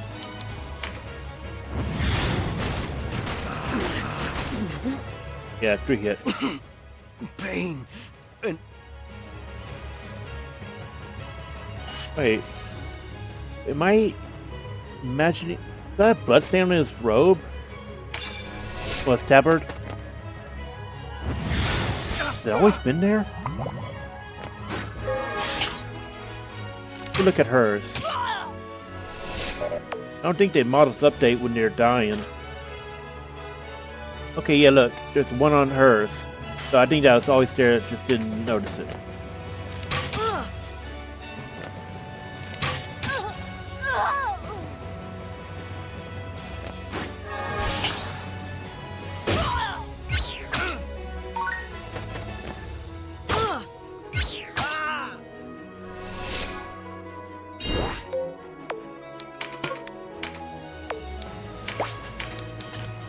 I don't want them to get any ideas. So we're just gonna pop him before he gets another turn and takes out the mage. Oz! Help me. Forgive me, Oz, but I will not go alone! Survey says, and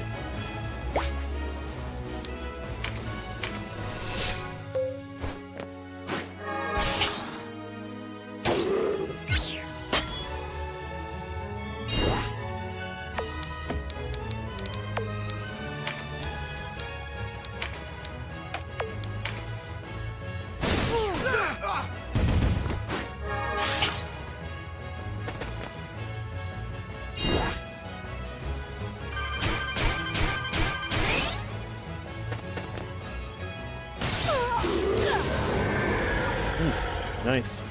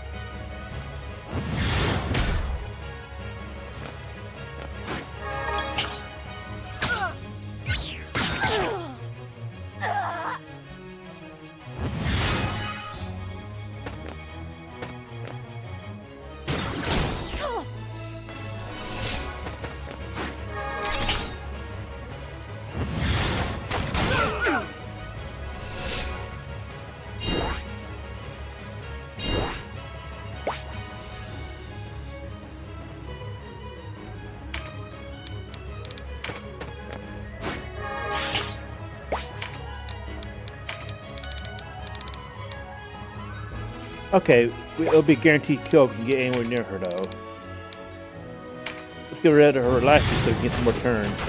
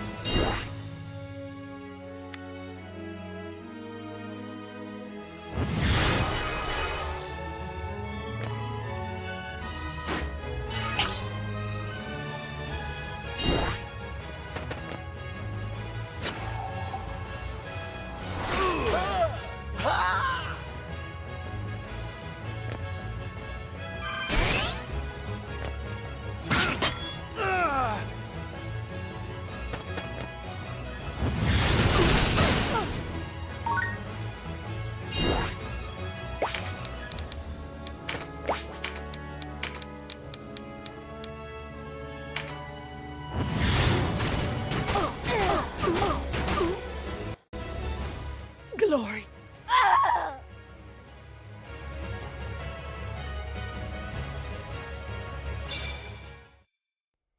There we go.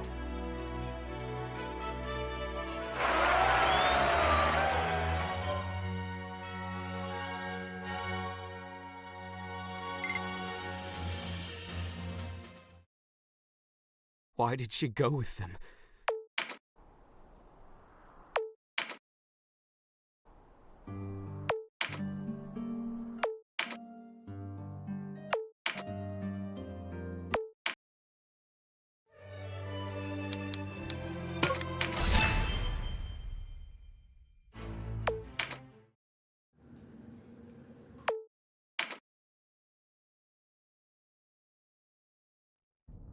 So chapter 4 is always called Let Us Cling Together, but it's the events and the storyline always follows your chapter 3.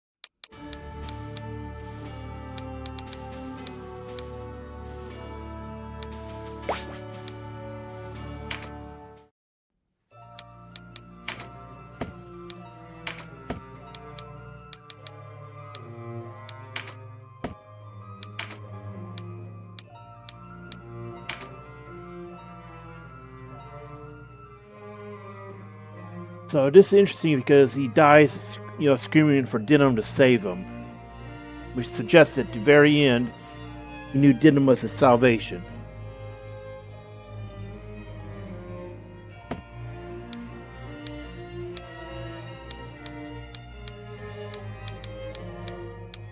And see, notice, this is, a lot of these are they're showing up already because again, chapter 4 is shared across all 3 routes.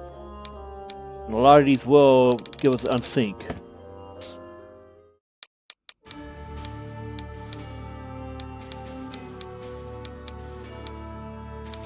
Let's see.